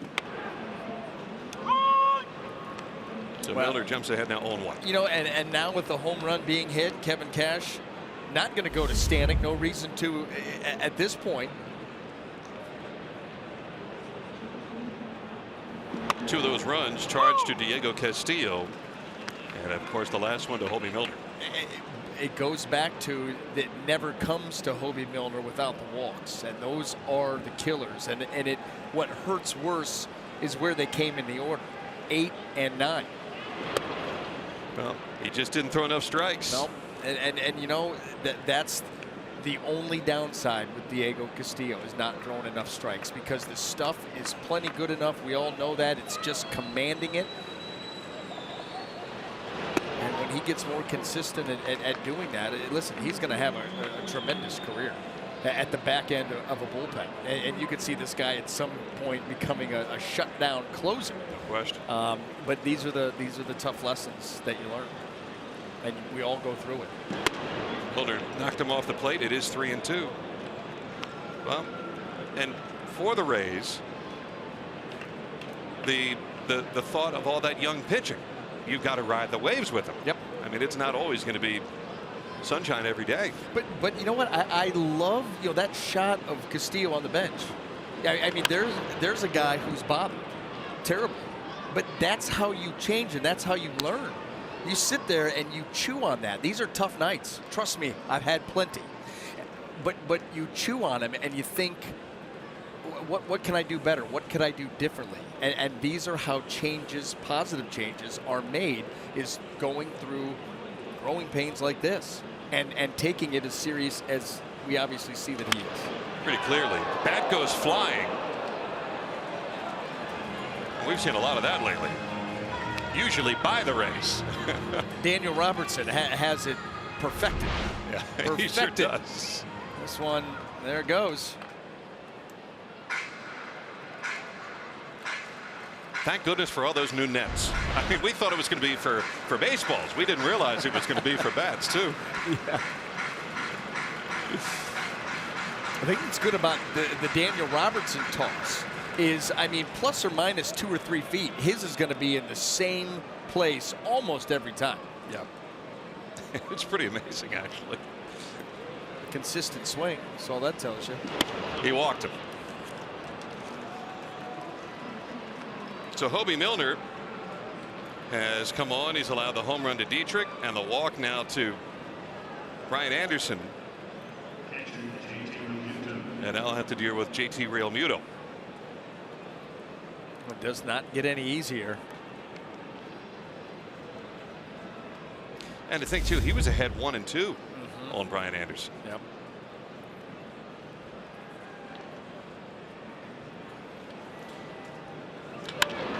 And that's hit deep to left field. And that one's off the wall. Bowers plays the carom, but then drops it, allowing the runner to third, Anderson, and then the throw gets away anyway. And then the ball is kicked. The Marlins have a 5-1 lead. And Realmuto all the way to third base, and he's going to be allowed to score because the ball went out of play. It's 6-1 Marlins on a mess of a play.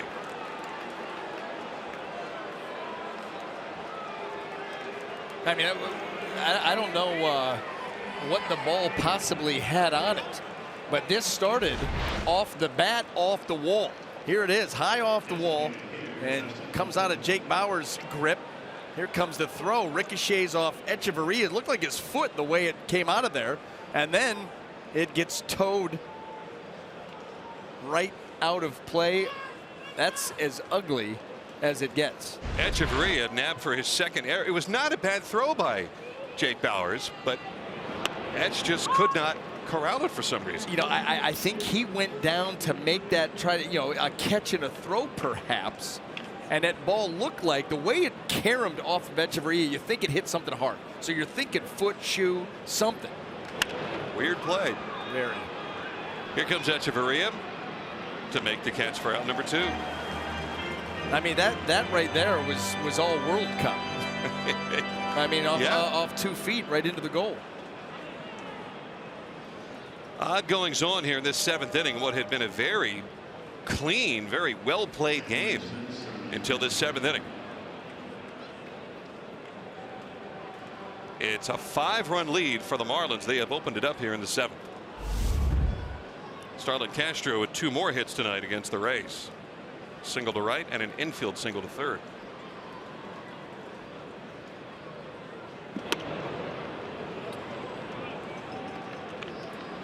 You know, the thing too about Echeverria, he went so long without committing an error, and then he finally did not long before the end of the quote-unquote first half of the year, and now that's his second. A very rare unforced error by Echeverria. Yeah, he's as sure-handed as they get. And then think to Robertson, what a weird play to go after the baseball, just happen to kick it. Another sure-handed play. Well, we've already seen that a couple of different times here tonight. Well, he's trying to reach down there and get the foot close enough to be able to reach and get a baseball that's rolling away from him. And have a play at the plate. And have a play at the plate. Foot got a little too close and nudged that ball right into the camera well. To the hold it short. Echeverria forehanding it, and that's the inning. Well, the Marlins come up with 5 runs on only 2 hits. 5-run lead for Miami.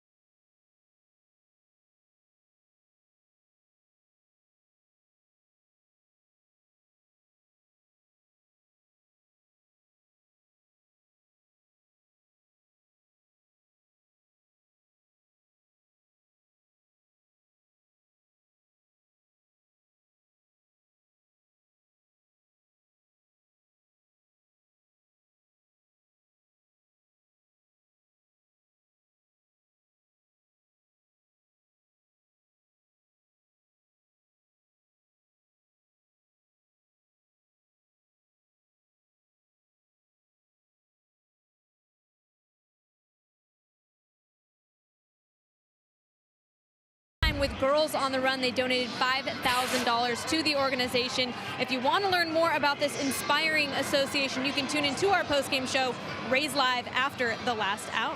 Guys. Thank you very much, Michelle. Great job by the Rays, of course. The Rays Baseball Foundation. Well, the Marlins have a sizable lead all of a sudden for Dan Straley. He's got a 5-run cushion after a 5-run 2-hit top of the 7th inning with 2 very big Rays errors on 1 play. And it's 2-0 to Gomez. Well, the Rays have a lot of work to do now. Straley into the 7th inning, like BA was pointing out earlier. This is a guy that has mostly been going 6 max, and a lot of times fewer than 6 innings. And it's 3-0. Well, this is how you get back in it. You need base runners, and you'll take them any way that you can get them. He wants to hand you a couple. You're not going to say no. Gomez, and there's Brad Ziegler, submarining right-hander. One of the elder statesmen of their bullpen. And that ball ruled a ball a little high. So a 4-pitch walk. Can't make Don Mattingly too happy, and that's how the bottom of the 7th inning begins. Probably livid. Like, did you not just see how that hurt the Rays the previous half?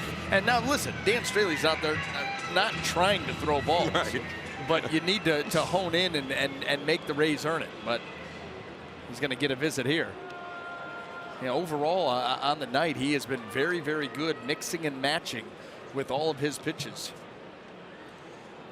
It's Juan Nieves, the pitching coach for the Miami Marlins under manager Don Mattingly. That's the one thing the Marlins do have, is they've got some horses at the back end of their bullpen that can lock down a game. And so you get to a situation down 5 here, 9 outs to go. It's going to be very, very difficult for the Rays. They're going to face some tough pitchers coming out of that pen. Steckenrider and Bearclaw, their top 2 late game relievers, but Ziegler, we mentioned also, as he's warming, he's very good at getting especially right-handed hitters out. They only have 1 lefty in their bullpen, which by today's standards it's a little odd. Usually teams have 2 and sometimes 3 or even more lefties, but they feel that with the guys they have like Steckenrider and Bearclaw, they have enough righties that can get out lefties too.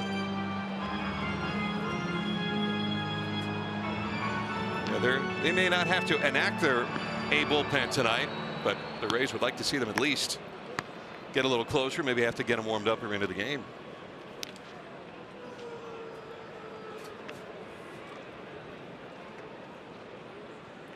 Dan Straley at 92 pitches. Only 58 for strikes. Little squibber towards third. Prado with a play.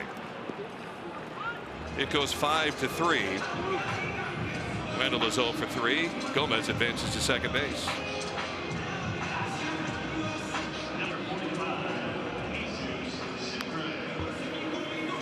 Now with 1 out and 1 on, here comes Sucre. Well, the bottom of the order got it started for the Marlins by not swinging, by accepting walks.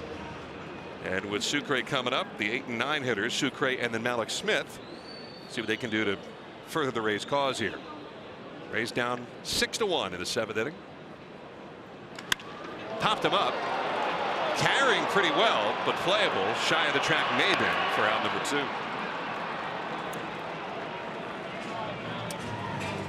Whether you're having a day out with the office or fun with friends, group tickets are the best way for your team to cheer on the Rays. Host your next company outing at Tropicana Field in an exclusive field level party area or entertain clients in an executive suite.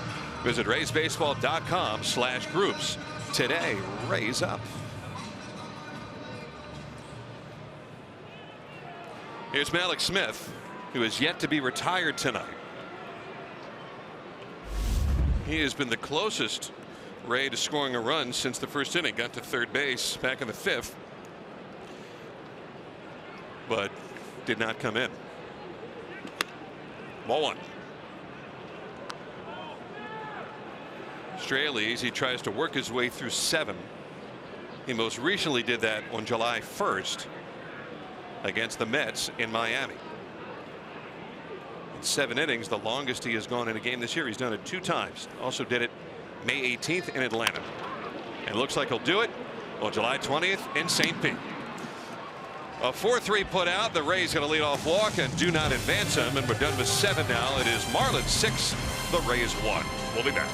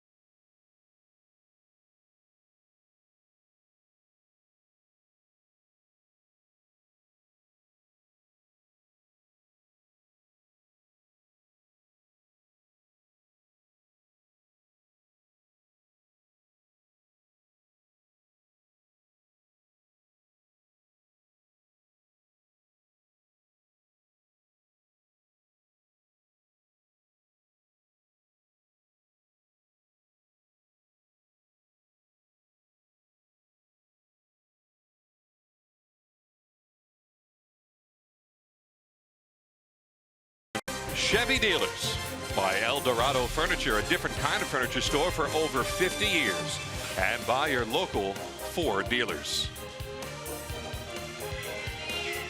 A tight game until the 7th when the Marlins busted out a 5 spot, and they've got a 5-run lead. Dan Straley matching his longest outing of the year, a 7-inning performance.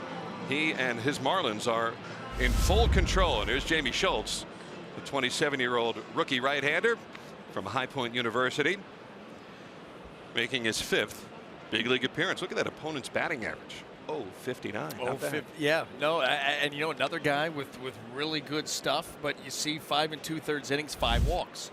You learn how to command that stuff, and you see the opponent's average. Absolutely dominant when you can be in the strike zone. We'll start it off with Martin Prado as we go to the 8th. Boy, every team it seems brings in guys just pumping in 95. Yep. One after another.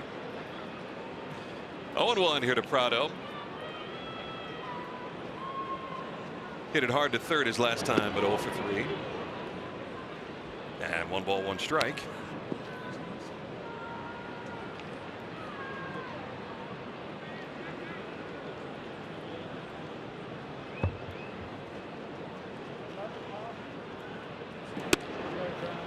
On the outside corner, and it's 1-2.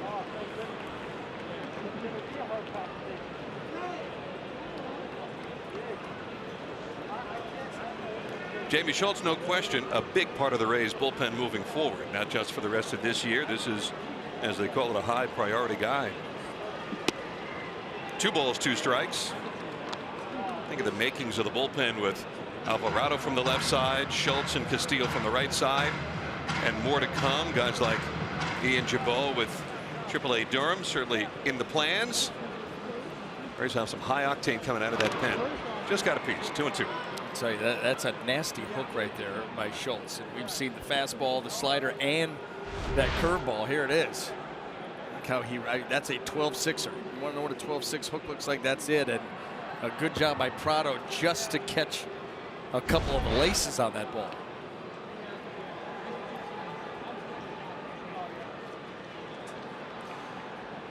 Two balls, 2 strikes.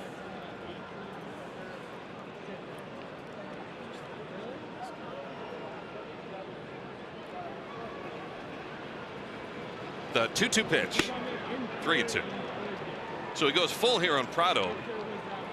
And you think that he has lived up and in. He has gone down with a curveball. He's gone away with a fastball. Prado facing him for the first time. And he got him. A borderline pitch might have been a strike had he not swung. But that's the young pitcher making the seasoned veteran look inexperienced. Yeah, drives his fastball down and away. Could be off the plate, maybe. But Prado goes out there just kind of waving at that pitch. Not an aggressive swing at all. And he picks up out number 1. So 1 away. And for Schultz, that's 10 strikeouts in 6 innings.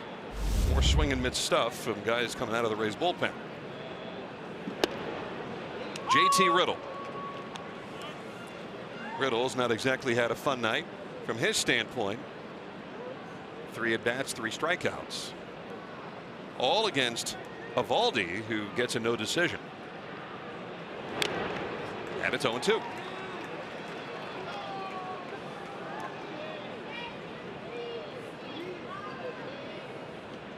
JT Riddle playing shortstop these days for the Marlins. Had 4 hits against the Rays and bunched several of them together in the final game of that series clincher that the Marlins had against the Rays in Miami. Did he get a piece? No, he did not. That is 4 strikeouts tonight for JT Riddle. 2 down. And JT Riddle has seen no shortage of tremendous stuff here on these strikeouts. Here comes another hook. And just see you later. Wow. Good luck with that one. Yeah. Well, 2 out and nobody on. And leaves it for Garrett Cooper.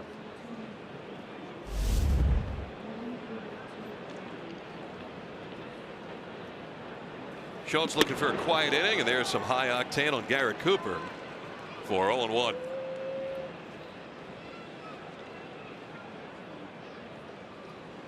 Pretty good chance that Straley will be done for the night, with the Marlins bullpen ready to come into the game.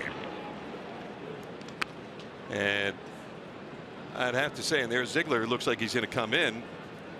Perhaps best start of the year, certainly one of the 2 best starts of the year for Dan Straley. You mentioned it at the top of the broadcast, a 3-hit shutout over 7 against the Braves in May. Must have slipped, and it is 2-1. yeah, I don't think he's going after anybody with a hook.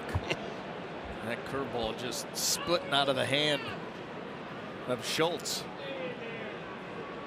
But you're right, and with Dan Straley, we talked about usually the first couple innings will dictate how his night's going to go. You held out hope. Quick run for the Rays in the first. Hey, maybe they can get to this guy, knock him out early, and go to town. Well, he settled down in the second and then really got on a groove, and he just found a way to miss barrels. Sure did. You got the Rays in order in the second and in the 6th. The Rays were able to, I don't even know if you call them rallies, just piece together some mild rallies, most of them with 2 outs. against him tonight. That's a beautiful fastball right there. 3-2. So full count to Garrett Cooper.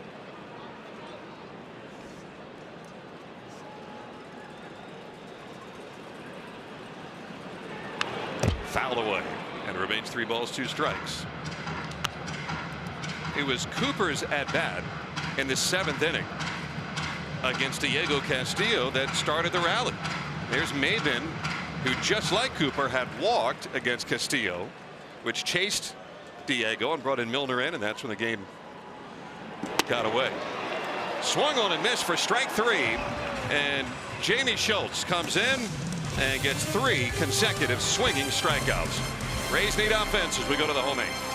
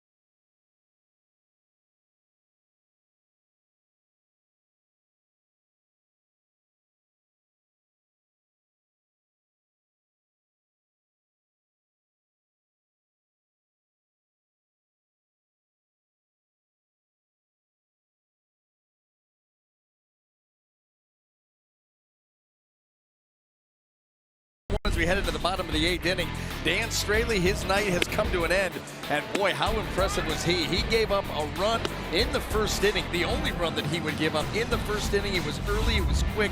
After that, the Rays could do very little against him. Did have 3 walks, punched out 3, but I'll tell you, like you said earlier, just consistently missed the barrel of the Rays' bats, kept them quiet, and for the most part, outside of the first couple hitters of the game, kept them off the board. And he is certainly in line for his 4th victory of the year, as the 38-year-old Brad Ziegler is into the game, submarining right-hander, and it's 1-1 to Crone. Tell you what, BA, you got the Rays scoring a run, 2 batters into the game, and here we are 7 innings later. They've lost Kiermaier. We don't know exactly the full extent of it, outside of he hurt his foot at some point earlier in the game. Matt Duffy out with back spasms earlier today, and Ramos in the DL. And you know, there are times during the year that you really got to start, you know, you're going to be challenged. Yes. I think the Rays are heading into a moment now in this season where they're going to be challenged. Crone with a walk to start off the 8th inning. Rays had a very good run to the end of from the middle to the end of June when a lot of things went right, and right now they are heading into a moment, at least it appears, where I hate the term step up, but some guys are gonna have to step up, yeah, and try to turn this thing around a little bit. This will be 4 out of 5 if the Rays don't come back in the loss column. Backhanded by Cooper. He's got to go to the bag, and he makes the play. Echeverria tried to shoot it right on by the Marlins first baseman, but Cooper, like a hockey goalie, batted it down, and the Rays get a runner to second with 1 away. The Marlins will take that trade. Well, here's that play, trying to slap it the other way, and a nice job by Cooper, like you said, to knock it down, find his way back to first base. I'll tell you what, Andy, you know what gives you optimism about this stretch potentially being tough and what the Rays are going to have to go through and what's going to happen for them to have success is the makeup of the club. you got to love the grit on the club, and I think that's what gives them a fighting chance. This team does not quit. And we talked about this earlier, and I brought this reference up earlier. If you've ever seen Terminator, at the very end, when it's nothing but a torso, and it's still just crawling, it just will not die. That's this team. They just keep coming at you. Doesn't matter if it's down big, and we're talking about during the course of a game, during the course of a season, they do not stop. And so a little bit more adversity, I think these guys go, we can handle this. Well, I think that was proven after the Rays got beat up in the first couple of weeks of June, and we're facing all those playoff-bound teams, and then turned it around and went 8-1 on that homestand. Yep. Where they took 3 out of 4 from the Astros. They swept the Yankees. They swept the Nationals. That's where I think I started to really buy into the fact that this team does have a lot of, as you say, grit on it. By the way, the same teams that had beat up on them, right? They turned the tables. Said, not again. You're not doing it again. Gotta love it. We'll see if they can do it. See if they can get something here against Ziegler. It's been a quiet night for Jake Bauers, as he is 0 for 3.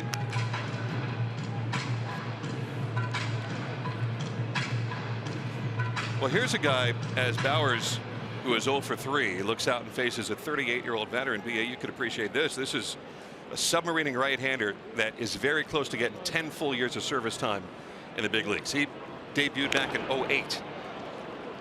And Bauers, well, he stayed alive. He did get a piece there.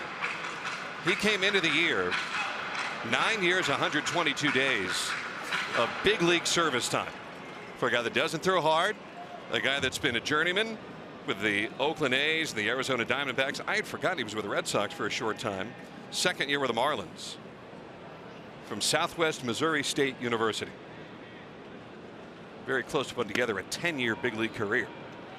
It's 2-2 now to Bauers. Yep, and it's all about arm angle. You know, he creates deception with that arm angle, and you can see what he's been able to do in his 11 seasons, closing in on 700 innings of work. Pretty impressive. 2-2 the count's a lot of innings for Brad Ziegler. To first base, and there is Cooper showing range to his left, and he beats the hustling Bauers. Runner goes to third. That is Crone with 2 down. And it'll be up to Daniel Robertson.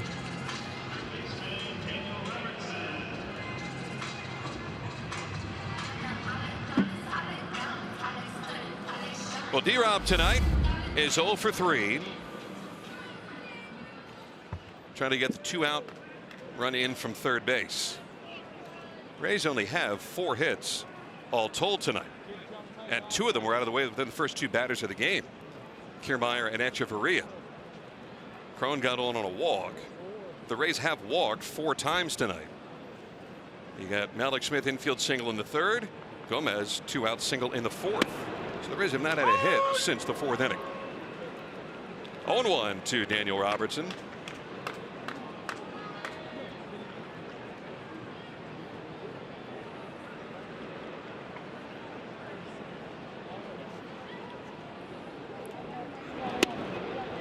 And a little bit low. 1 ball and 1 strike. Rays trailing it by 5 runs here in the 8th. And with no bullpen activity, looks like it'll be Schultz back out there for the 9th after he struck out the side in the top of the 8th. Ziegler, usually a 1-inning guy, changed his arm angle a little bit. A little tweener up the first base line, and it stays fair. Ziegler gets the unassisted put out on Robertson, and the Rays are flat out running out of outs on our way to the 9th. 6-1 Miami.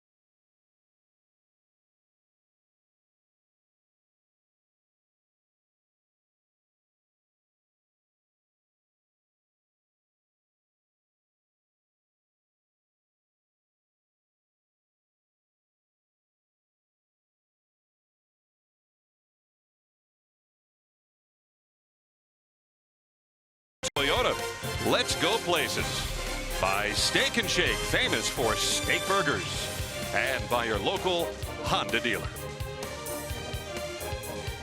The Marlins have a 5-run lead as we head to the 9th inning tonight here at Tropicana Field.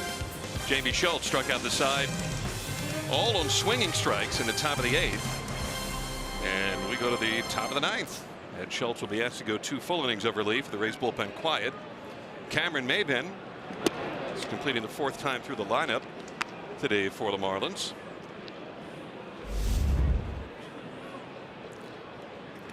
When he scored the run, it was on the walk. It was not on his base hit, but he had singled in the 5th. And the walk is what chased Castillo from the game. Hobie Milner came on and gave up the home run to the man on deck, Derek Dietrich.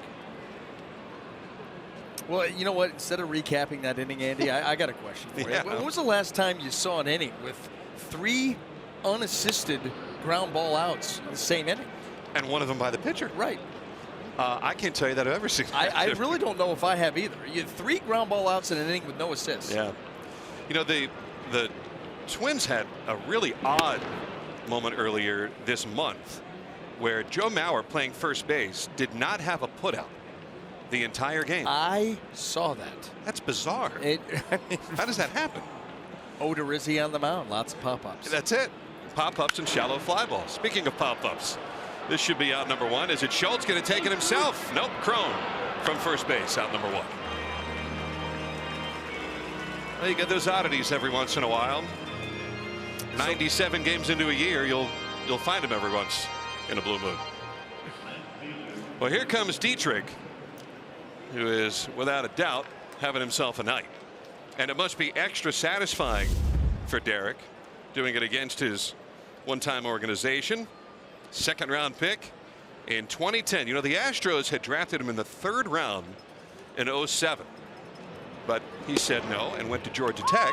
The Rays drafted him in 2010, 3 years later, and a member of the Rays organization until 2012. And the Rays traded him for Yunel Escobar, which certainly worked out very well for the Rays. He was an excellent shortstop in 2013 and helped lead the Rays into the postseason. But tonight, Derek Dietrich has had his comeuppance. 4 runs batted in, 2 home runs. It's his 2nd multi-homer game as a big leaguer. He did it in Cincinnati in June of 2015. He took Nathan Eovaldi out of the park, and then he took Hobie Milner out to more straightaway right. The one against Eovaldi is more towards right center. Good looking fastball by Jamie Schultz, and he has struck out 4 in just an inning and 2/3.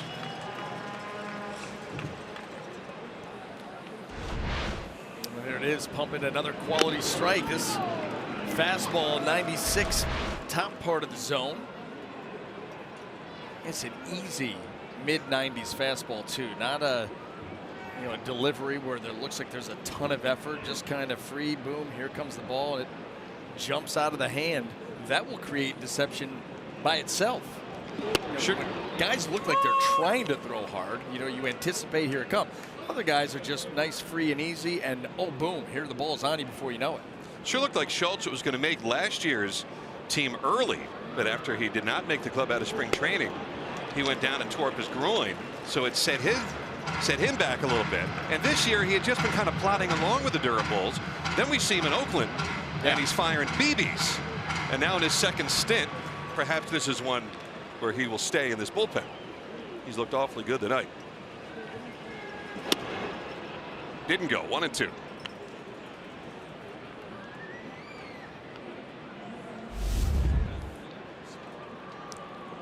Brian Anderson with walk his last time up against Milner right after Dietrich hit homer.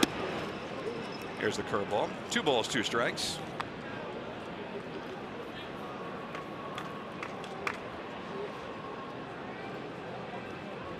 Two and 2 the count to Anderson. Foul away. That's Javi Guerra warming up in the bullpen for the Marlins. He'll be facing Ji-Man Choi, Carlos Gomez, and Joey Wendell in the last of the 9th, with, I would have to say, a comfortable lead for Miami. The Rays winning 14 out of 15 in this building. that may be tilting a little bit the wrong way tonight. The 2-2 pitch. Ooh. Did it get him or not? Nope. It's 3-2. I'll tell you what it did get. It got that heart going. I mean, that ball takes off mid-90s and just ran way, way up and in. Four-seamer. Look at just climb. Oh, right up off the nose. That could have gotten him in the face. It could have gotten him in the wrist. It could have gotten him a number of places. 3-2. Finished him off. Strike 3. Jamie Schultz salvaging a Rays night, which has been frustrating with one bad inning. 5 strikeouts in 2 innings. Last chance coming for the Rays.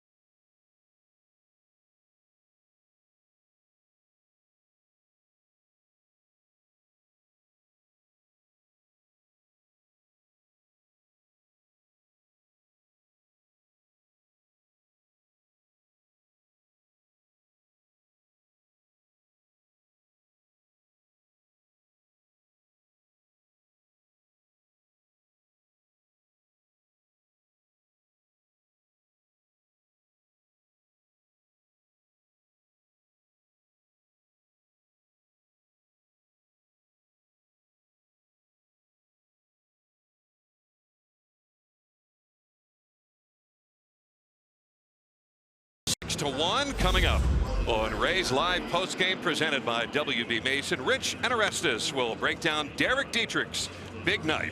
Kevin Cash press conference. Michelle with interviews from the clubhouse. And we'll see if the Rays can get at least 5 here and maybe postpone that for a little while. But right now the Rays are trailing at 6-1. That's Miguel Rojas now playing first base, taking over for Garrett Cooper, who moves out into left field. And Dietrich is out of the game. So Cooper to left, Rojas to first, and Javi Guerra in the bottom of the 9th. Ji-Man Choi has drawn a walk tonight. The Rays do not have a hit since the 4th inning. And they don't have a run since the 1st. Not conducive to winning. Nope. Slowly hit. JT Riddle. And out number 1.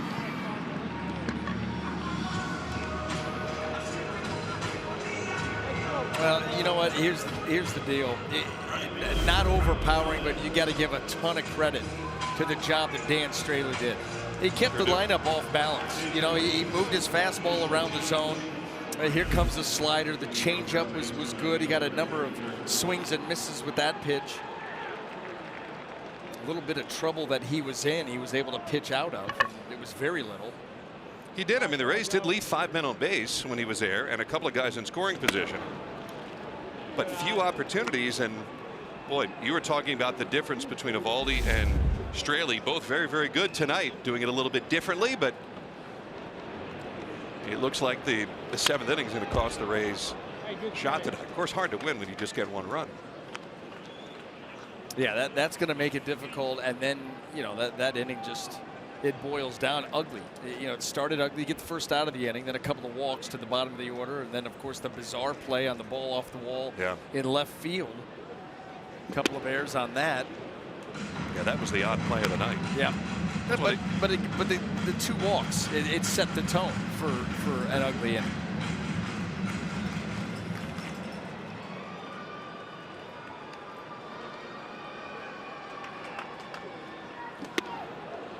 Going for the downs was Carlos Gomez. Could not catch up. 2 balls, 2 strikes.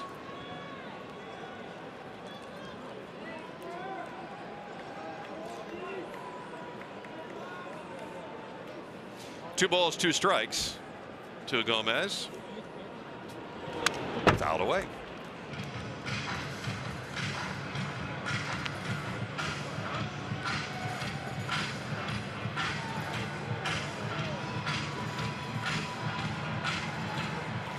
Two balls and 2 strikes to Carlos Gomez, who has had a on base a couple of times and a very good night in right field.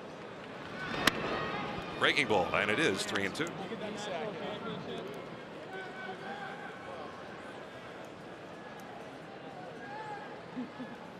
Just 5th game of the year for Javi Guerra, and trying to finish his first game this season. And he walked him. Gomez drawing the walk, and as the Rays do trail this game 6-1. BA, this has been fun. Thank you very much for the hospitality. Now, I'll be seeing you on Sunday. Yes, Dave Wills will be with you tomorrow. And trust me, I've worked with Dave for 14 years. You're going to have a good time. Oh, I don't doubt that for a second. I don't doubt that for a second. And yeah, I mean, seamless. You hope that the well, you would hope that the result would be better. Still not over. It's going to take a Herculean effort to. Oh, hey, there you go. Here's a little more towards left center field. Gomez for third, and he'll make it. Wendell into the second with a double, and here come the Rays. Well, let's make it a little bit more fun now, shall we? I figure we have nowhere else to be. You might as well see if they can get a 5 spot on the board. And I want to make sure I point out, too, Dwayne will be back on Monday when the Rays open the series here against the Yankees. Monday night, Tuesday night, Wednesday afternoon. And that's this homestand. Here comes Sucre.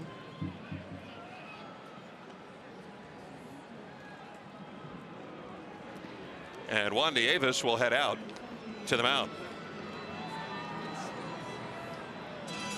The author of a no-hitter himself, Juan Nieves, on a cold night in Baltimore, 1987. There is Steckenrider, Drew Steckenrider, who I thought looked really good when we were in Miami. Part of their A bullpen, so at least the Rays had to get their A bullpen going. Juan Nieves no hit the Baltimore Orioles, April of 1987. And a frigid night at then Memorial Stadium. And he's had a nice long career in big league baseball, the pitching coach for these Marlins.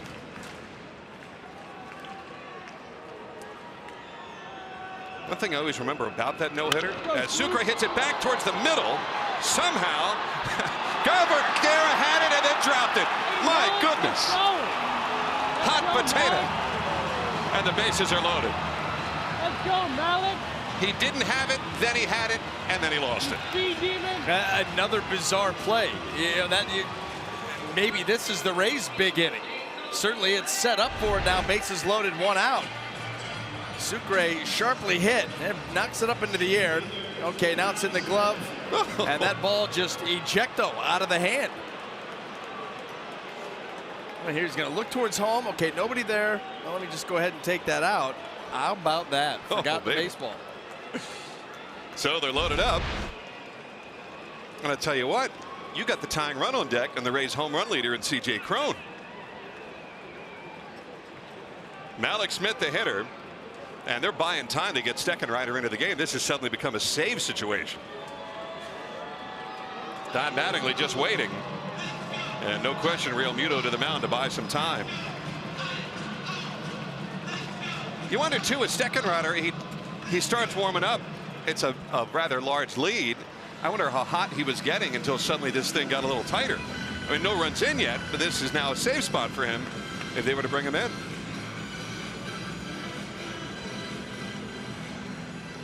They are the runners. Carlos Gomez, who had walked. Wendell with a double, and Sucre, Kenny Gabor, and here's Don Mattingly. So Drew Steckenrider will be coming into the game.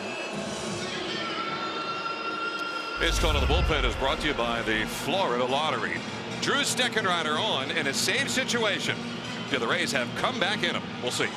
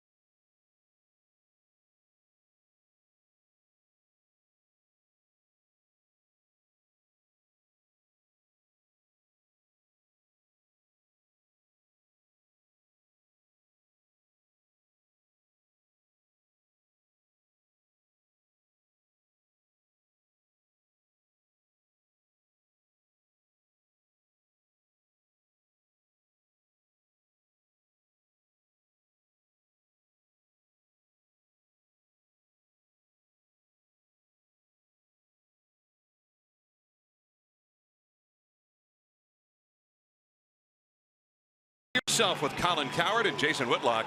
Weekdays at 5 p.m. Eastern only on FS1. Javi Guerra not the answer tonight for the Marlins, as he has allowed the bases to get loaded up. In a 6-1 Marlins lead, Drew Steckenrider, who has one big league save, is in a save spot, and that's some high cheese. 0-1. Steckenrider, like you said, the Rays saw him at his best down in Miami, and he's been a busy man. Appeared in 46 games, 3.38 earned run average, 50 strikeouts, 42 2/3. Out of play, it's 0-2. Malik Smith's job right here, while it might be tempting to try to unload the bases, keep the line moving, hand the baton to the next guy. If he gets on base, a run is going to come in. And then you get Crone, the tying run on deck. That's the whole thing of this inning, to get Crone to the plate with a chance to tie it up with one swing. And this is where guys start to feed off of at-bats. You know, you get the one-out walk, then a base hit, then an error on the pitcher, and all of a sudden the momentum starts to build. Let's go. That's into the gap, right center field. Let's go, CJ. To the wall it goes, and here they come. Gomez scores, Wendell scores. Here comes Sucre. It's a 3-run triple from Malik Smith. It's a 6-4 game.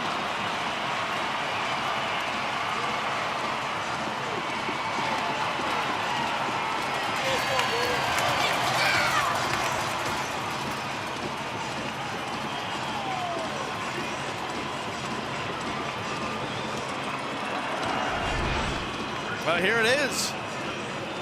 Fastball, and Malik Smith had gotten wise to Steckenrider. That one was not up far enough, and he hammers it out into no man's land. And you talk about keep the line moving. There you go, Andy.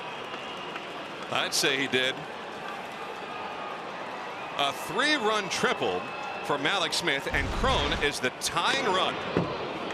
It's 0-1. Well, that swing told you right there what he was trying to do. He takes that pitch moving away and came out of his shoes. Crone, who leads the team with 19 home runs. This is already his career high. It's 1-1.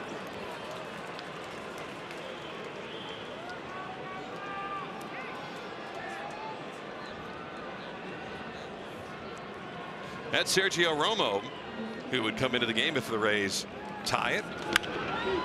Fouled away. It's 1-2.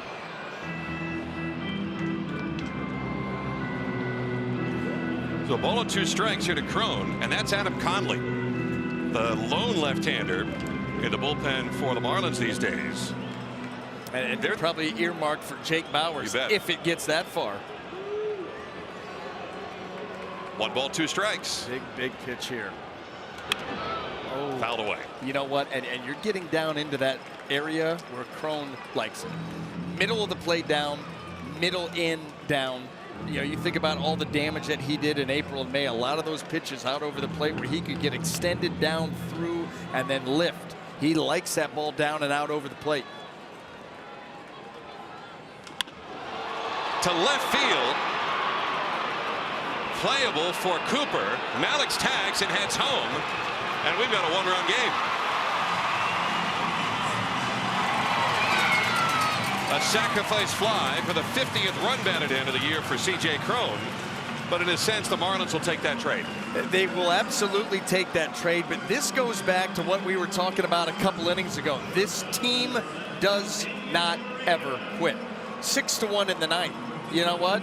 A lot of times that game ends 6-1. Look at here we are, 6-5, still breathing, still crawling. The torso, here it comes. The Terminator. That's it. Well, here's the last chance at Danny Echeverria with Bauers on deck. Up the middle, base hit. The Rays get the tying run aboard. They get the winning run to the plate, and I would think that would chase Drew Steckenrider. Yeah, has Conley had enough pitches? You know, these guys, they can get ready in a hurry. You wonder if Steckenrider had enough pitches. You know, I thought that too. Yeah, I mean, was he going to be sharp? He was not very sharp in the ball game. Was he loose enough? Same thing with Conley, and I'm sure they're going to slow play this one off. Jake Bauers, I run into the box right now. You better believe it. But Conley doesn't look like he's in too much of a hurry out there, and they might let Steckenrider face him. No, they won't. Here's Mattingly. Well, it's not over yet. Jake Bauers already has a walk-off homer this year for the Rays. This call to the bullpen is brought to you by the Florida Lottery. We could have some finish when we get back.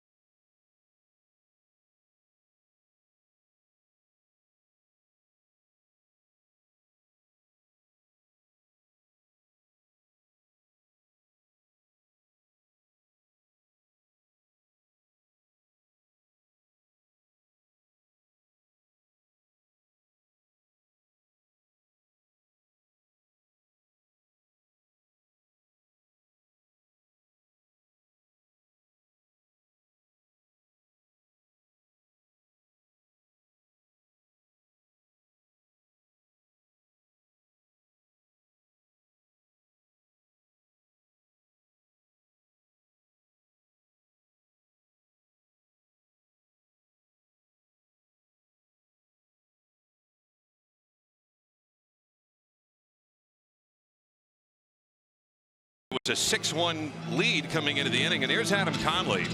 And Conley is trying to close out a Marlins win in a save situation for the first time in his career. He does not have a save, nor does he have, at least coming into this year, a save opportunity. Now he's got one better to get, and it's Jake Bauers. Bauers, if you recall a couple of weeks ago, had a walk-off home run against a left-hander in Chasen Shreve of the New York Yankees. He is the winning run. To left field, and it dumps in for a base hit. Echeverria to second and holds. The tying run to second base, the winning run to first base. Bauers wasting no time. And now it'll be the lefty Conley against the righty Robertson. Fastball right out over the plate. Two-seamer, didn't have a lot of movement to it. And you see right there, Jake Bauers, great job of staying inside of it, going right to work. And now, boy, you have just continued to turn the heat up as this inning is going along. Now first and second, 2 outs. Daniel Robertson, like Jake Bauers ahead of him, it had a quiet night. He'd been 0 for 4. Bauers was till he got that hit. And Robertson, I think of all the Rays, is most prone to the walk. I mean, he doesn't tend to chase in these spots. If the walk's there, especially against lefties, he'll take it, and he gets ahead 1-0. You know, and that takes a lot of discipline, because you want to be the guy, you want to drive the run in, but he's going to force Conley into the zone. Not that time. No, and you know what? That was change up, a great pitch by Conley. You take advantage right there of a guy who wants to drive that run in, and uncharacteristic going after a pitch out of the zone, but look at that late fade, taking it off the edge. So instead of 2-0, it's 1-1. And he chased again. It's 1-2. You know what? Right now, and if you're Conley, another changeup. That one middle of the plate down. And so do you stick with it? He's got 2 big swings and misses. I don't know why you'd go away from the change. You know what? And what you hope for is he tries to make it too nasty. It hangs. Inside, 2-2. You know, that's what happens a lot of times, whether it's the breaking ball, the changeup, you throw a couple of them back to back to get 2 quick strikes. Now you're going to go for the punch out, and you're like, I'm going to make this pitch nastier. A lot of times when you have that mindset, it's not. That's the pitch that hangs. On 2-2 to Robertson. 3-2. He really hasn't thrown many strikes in this sequence, but it's still 3-2. And it's been 4 straight changeups. Initial heater, and then 4 straight change.